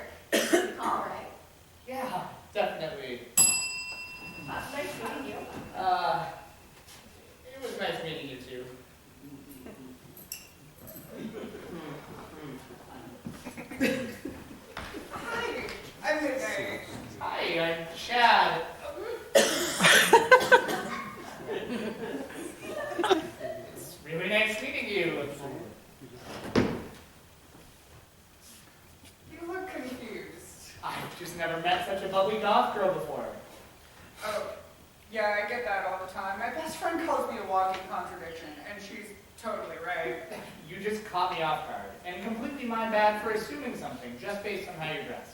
Sorry. Oh, it's okay. It's not the first time someone thought I would be all dark and mysterious because of my clothes and makeup. I'm just here for a good time like everyone else. That's great, me too. So what else do you do for fun? Oh, I love to party, but no drugs or drinking. I take really good care of my body. I only eat organic, and I just can't stand all the chemicals that companies are putting in food nowadays. I completely agree. All natural is the way to go, and it totally tastes better too. Oh, 100%. And I even use organic makeup. It's a lot more pricey, but I don't see the need to cover myself in poisonous chemicals. So you dress like this, but you're super friendly. You like to party, but don't drink. What are your other contradictions? Oh, well, I love animals, but I'm allergic to most of them. That makes me really sad. And my parents are wealthy, but I don't like to spend a lot of money like all the other spoiled rich kids I know. Well, that's too bad about the allergies, but you seem really responsible about your finances. Yeah, I do have one weakness when it comes to spending, though. What's that? Weapons. Blades, especially. That's a unique hobby. I know, right? I had a boyfriend who was into knives and stuff in high school, and I started collecting and just got really obsessed, and now my closet looks like I'm John Wick or something. Are they just for collecting, or...? It was at first, but then I thought it was pretty dumb to have all this weaponry and not do anything with it, so I hired a guy to train me. To train you? Yeah, he comes over twice a week. It's only been a couple months, but I can hold my own now. I would mess with you if I were you. Oh, I won't. And you will never believe this, but I was talking to someone here, and she said she would custom make me a blade based off this drawing I found in a manuscript in Austria.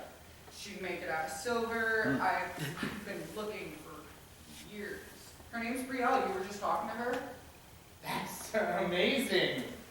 She seems really talented. I'm so excited. But enough about me. I don't know anything about you. Are you full of contradictions too? I don't know about that. Well, what do you do for fun? What do you like to sink your teeth into? Well, actually, I'm somewhat of a sommelier. I love wine. What's your favorite? Actually, I prefer a warm red blend. Full body, earthy. Well, maybe we'll have to share a sip sometime. I'll show you my collection if you show me yours. Maybe. It was nice meeting you, Chad. I'll see you around. You too, Midnight. Stay sharp.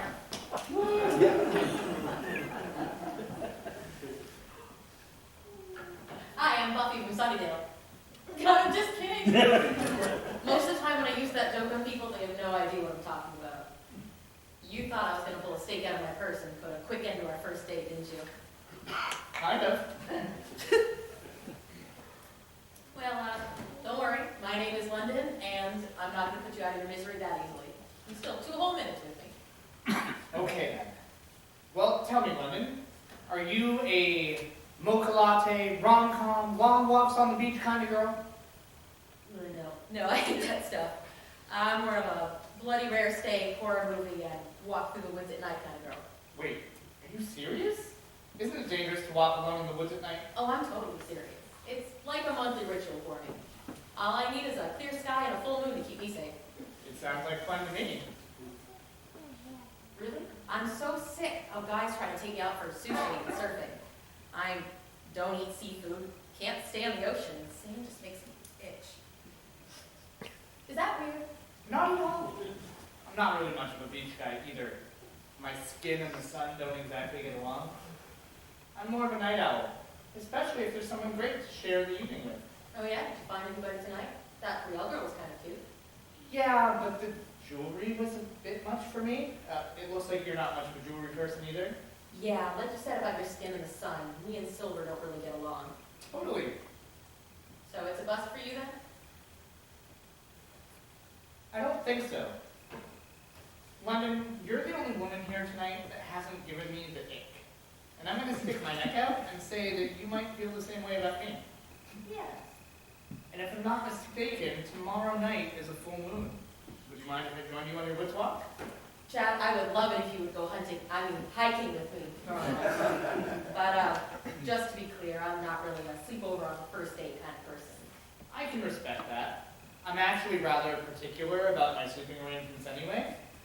I can join you for your walk, and then we can part ways, and I'll head home afterwards. No big deal. I can't wait. Jeez, every time that bell rings, I feel like I want a snack. Do you want any? They're my favorite. They're bagel strips. No thanks. It was really great meeting you. See you tomorrow.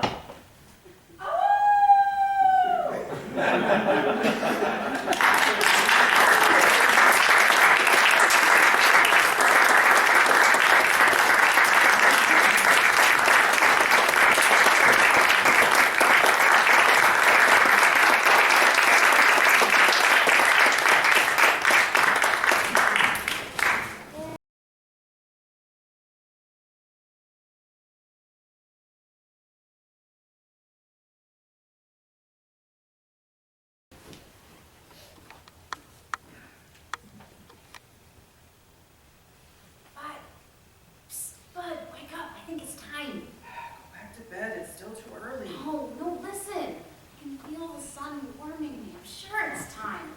Besides, I'm hungry. Sprout, do you remember what happened 2 years ago when you got us to stick our heads out too early? How was I supposed to know it was just an early January thaw? Besides, who could have predicted an 18-inch snowstorm and then a deep freeze? Oh, I don't know. Let's see. Anyone?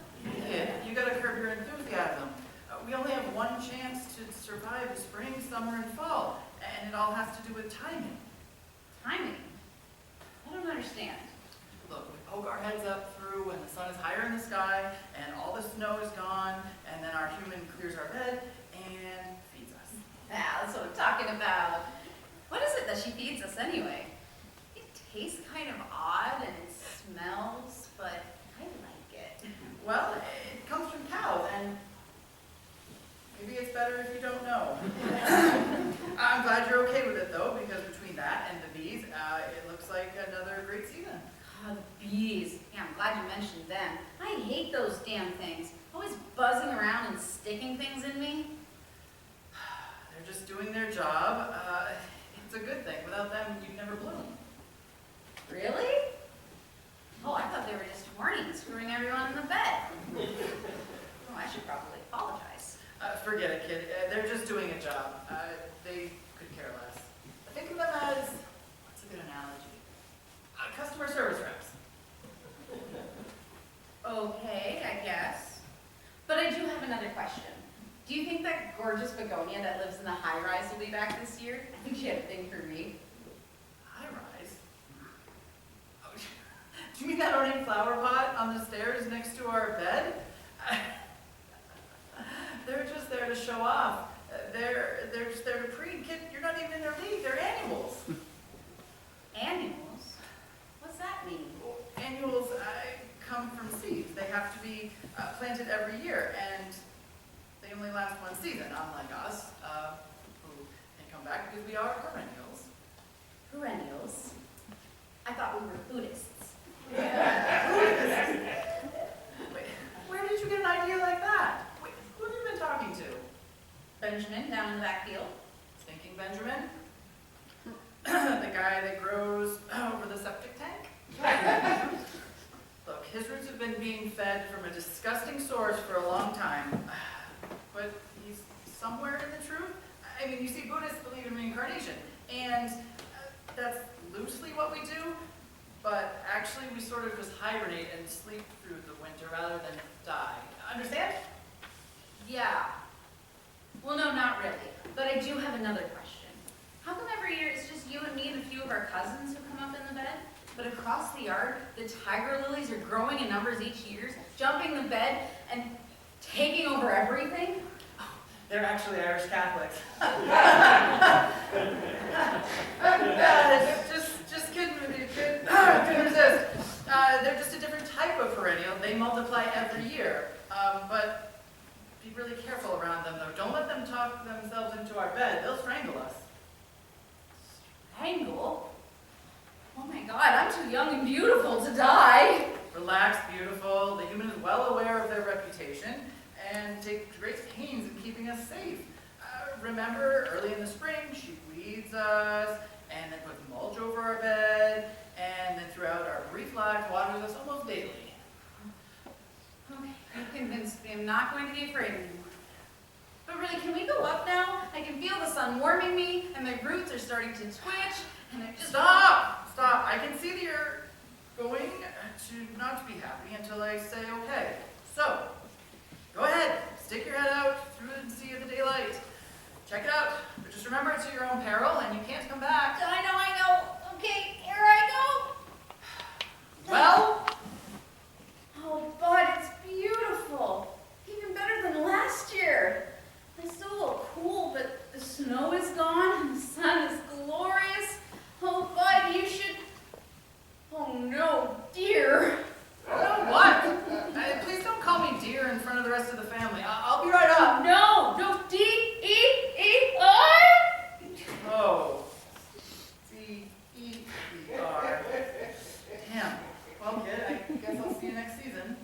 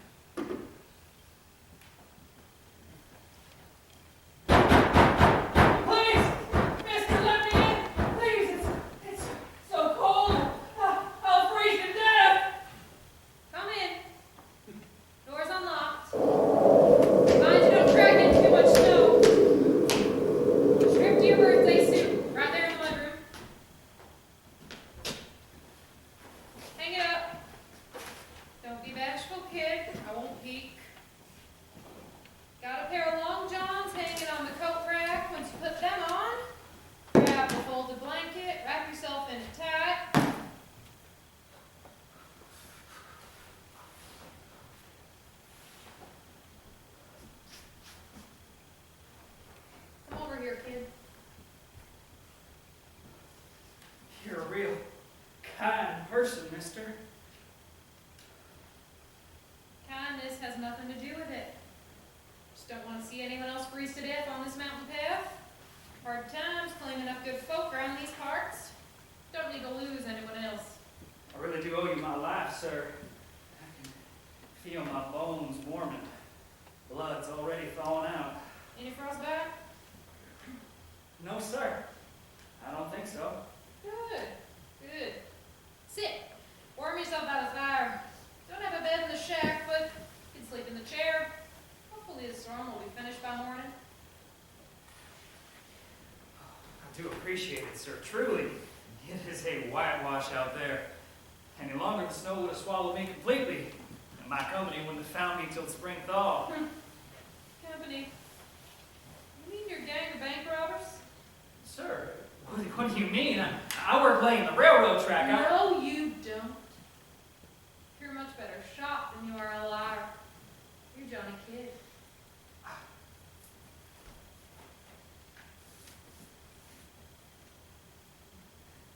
Damn. Nothing gets past you, old man.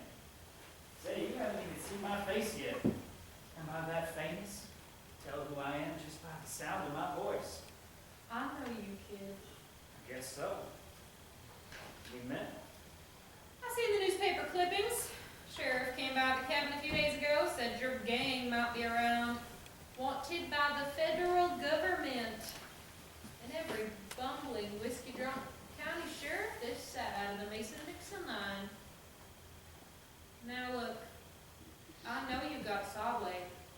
And I know you've been thinking about tearing out my throat, painting the walls of red since you first came into this cabin. But I ain't no woman. And I ain't trying to collect a bounty on you.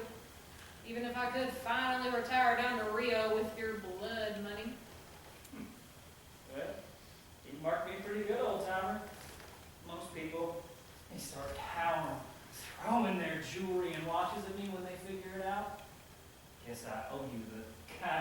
explaining yourself before I rob you blind and stomp you out like the stub of a cigar. Ain't nothing of value in this cabin. Except for a fire, it cuts through the cold. Kid, when you first came in here, you said I was a kind person. I ain't kind. I could plead, grovel, beg for my life, sure. I just saved your life. I try to appeal to your sense of goodwill, your kindness. That don't matter to you. You're not the type of person that responds well to kindness, are you? No, I reckon not. I ain't apt to kind my way out of a shootout. Kindness ain't never done nothing for me. Pops was kind before he was filleted in his bed by the drunkard he let sleep in the hayloft. That's why I'm here. You ain't gonna respond to charity, kindness, or human compassion, are you, kid? What do you mean? Look into the fire. What do you see? Jesus. What kind of witchcraft is this? Answer me. What do you see? I see her. Jesus. Shot her through the neck. I swear I didn't mean to. What happened? No, stop. She's choking on her blood. I swear, I was trying to shoot the wall behind her. Scared the clerk into opening the vault. Bullet ricocheted. I didn't mean to shoot her. Of course not. Is that what you tell yourself when you're alone at night? With her image burned into your eyelids? I'm almost sorry for you, kid. There ain't any other way to set you straight where how we're at. Kind sheep is still a sheep. You're a wolf, right, kid? You're a predator, ain't you? You sink your fangs and take whatever you want from those poor field mice cowering in fear, right? Just shut up!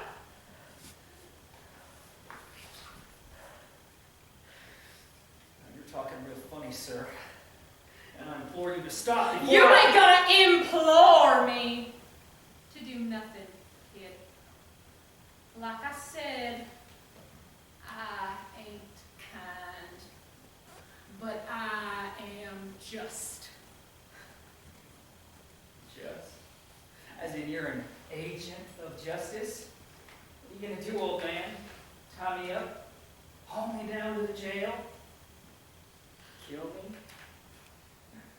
Now, I got this gun strapped to my back. I got a saw blade in my sock. Ooh, I'm gonna have some fun with you. I ain't gonna cower, kid. I'm gonna show you something. Give me $1. What? What? What do you mean, what? You heard just fine. Give me $1. You old fool. How dare you? You fixing to die? Give me $1, you punk. Give me $1.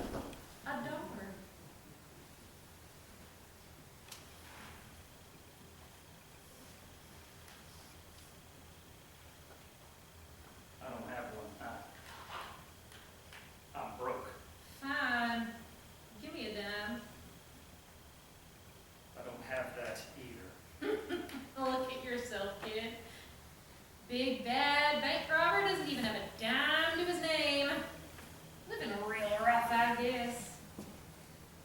Check your pocket again.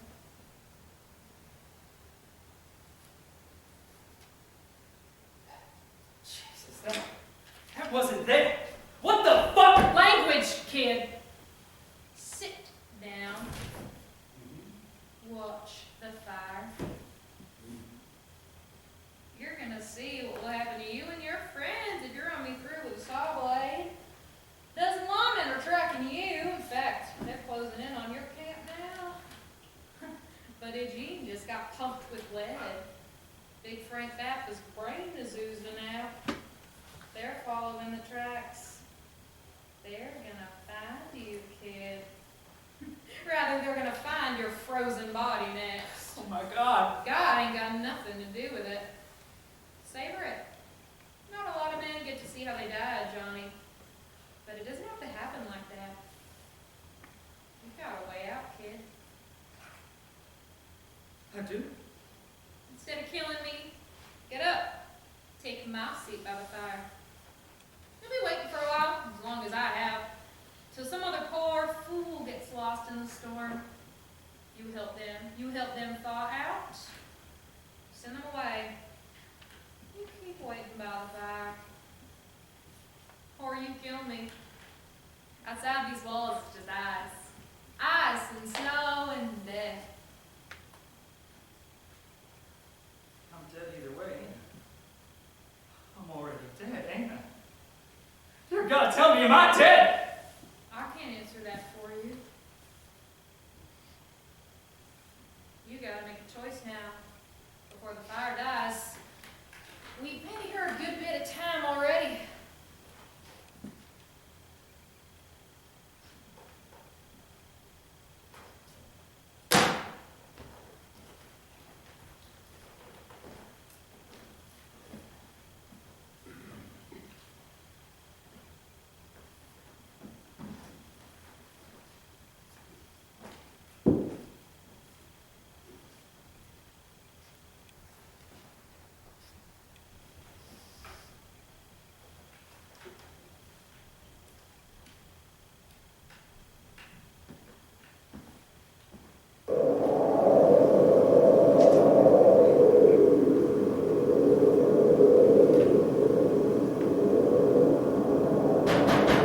It's freezing out here! You gotta help me, mister! Come on in. Door's unlocked. Mind you don't track in too much snow.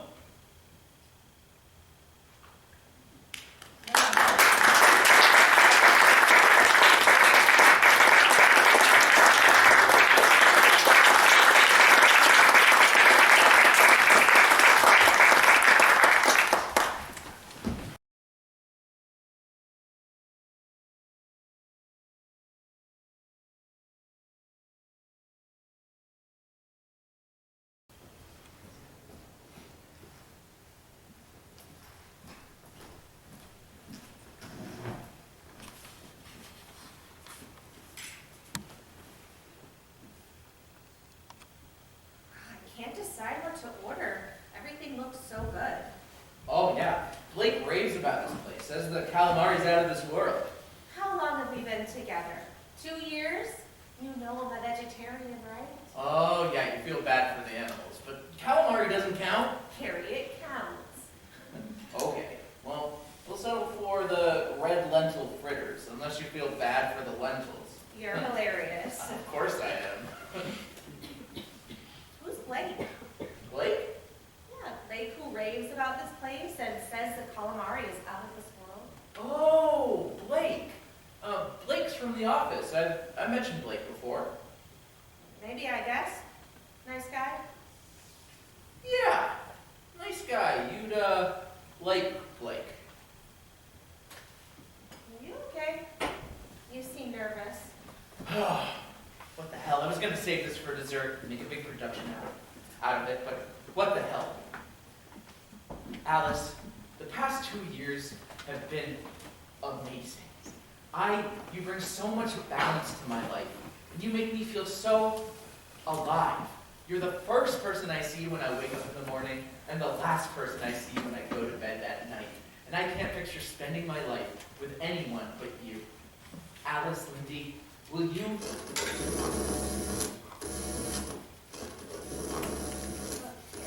Are you okay? What's wrong? Gary? Gary? Alice Lindy? What's going on? Who are you? My name is Parameter Snoop. Alice Lindy, do you understand what's going on here? I have no idea what's going on here. What's going on here? I don't mean what's going on here. I mean what's going on here. Do you understand what Gary's about to do? I mean, I suppose I do, but what's the matter with him? What's the matter with everybody? I've created a non-temporal nexus for us to communicate undisturbed. Your regular perception of the timeline will resume once our conversation is concluded. A non-temporal nexus?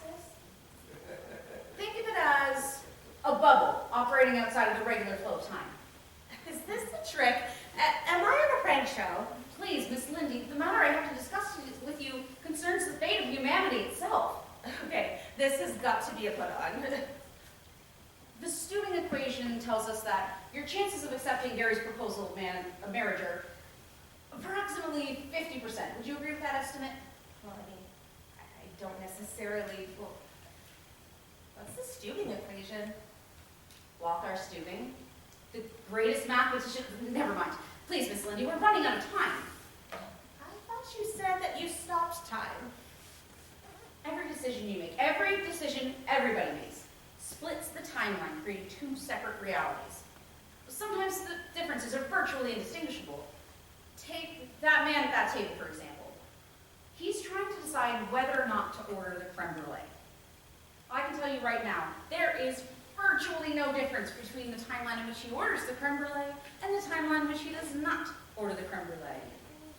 Every now and then, a decision is made that creates a seismic difference in the timelines, a catastrophic distance, a history-shattering difference. Alice Lindy, I am here to tell you that if you do not accept Gary's proposal of marriage, all of humanity will be wiped out within a century. Well, that can't possibly be right. 73 years from now, yours and Gary's granddaughter, Zoe Finch, will lead a manned mission to Jupiter's moon Europa to see if the liquid oceans under its icy crust harbors conditions suitable for life. Well, the most they're expecting to find is proof of microbial life. They find instead is a highly advanced aquatic civilization that values privacy above all else. The native Europans are enraged in our trespass, but Zoe Finch, a brilliant linguist and diplomat, establishes communication and brokers of peace. Without Zoe Finch, who will not exist if you don't marry Gary, the mission is instead led by a man named Finn Cameron, inferior to your granddaughter by any measure. Finn Cameron exacerbates the issues with the Europans and is promptly killed. After that, the Europans send an armada of space squid to Earth to wipe out all of humanity. There are no survivors. Space? Squid?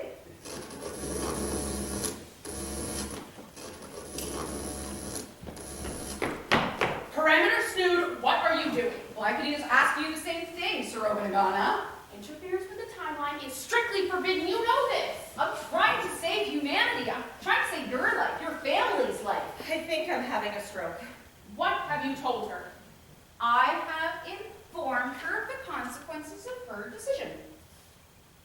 This is outrageous! Outrageous! I'm going to report you to the Timeline Integrity Authority. Fine.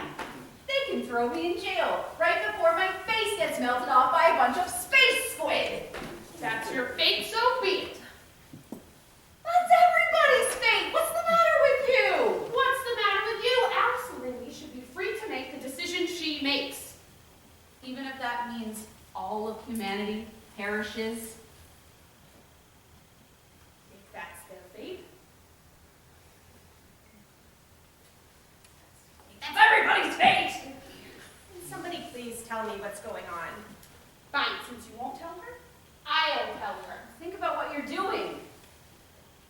Alice Lindy, it distresses me to tell you because I'm sure it will not only bring you a great distress of your own, but because it is a violation of the law.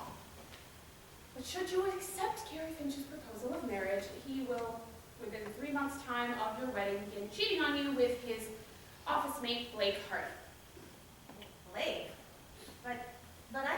He allowed your incorrect assumption of Blake's gender to stand, as he will continue to do as he carries on with his affair. He subsequently contracts an HPV infection, which he passes along to you. This eventually turns into cervical cancer, but by the time it's diagnosed, you are pregnant with your one and only child, so you refuse all chemotherapy treatment. You die 6 months after birth of your son, Henry, the eventual father of Zoe Finch. The savior of mankind. In another timeline. And this timeline, if she says yes. Well, what happens to me to me if I say no? Do not answer that question. In for a penny, in for a pound, parameter snoot. You're murdering us all. If you refuse Gary's proposal, within 2 years you write a best-selling novel titled Preservation. There's a major motion picture they film with an actor whose name I will not disclose, but whom you have heard of. And the two of you fall madly in love on the set of the film. You're married in a private ceremony in Tuscany. You live another 52 years in marital bliss, your every need met, your every wish fulfilled. Warning, the non-temporal nexus will collapse in 15 seconds. Please return to your time pod. No, I need more time. We need to go. Say yes, Alice Lindy. Say yes. It is entirely your decision. Warning, non-temporal nexus collapse in 5, 4, 3, 2, 1.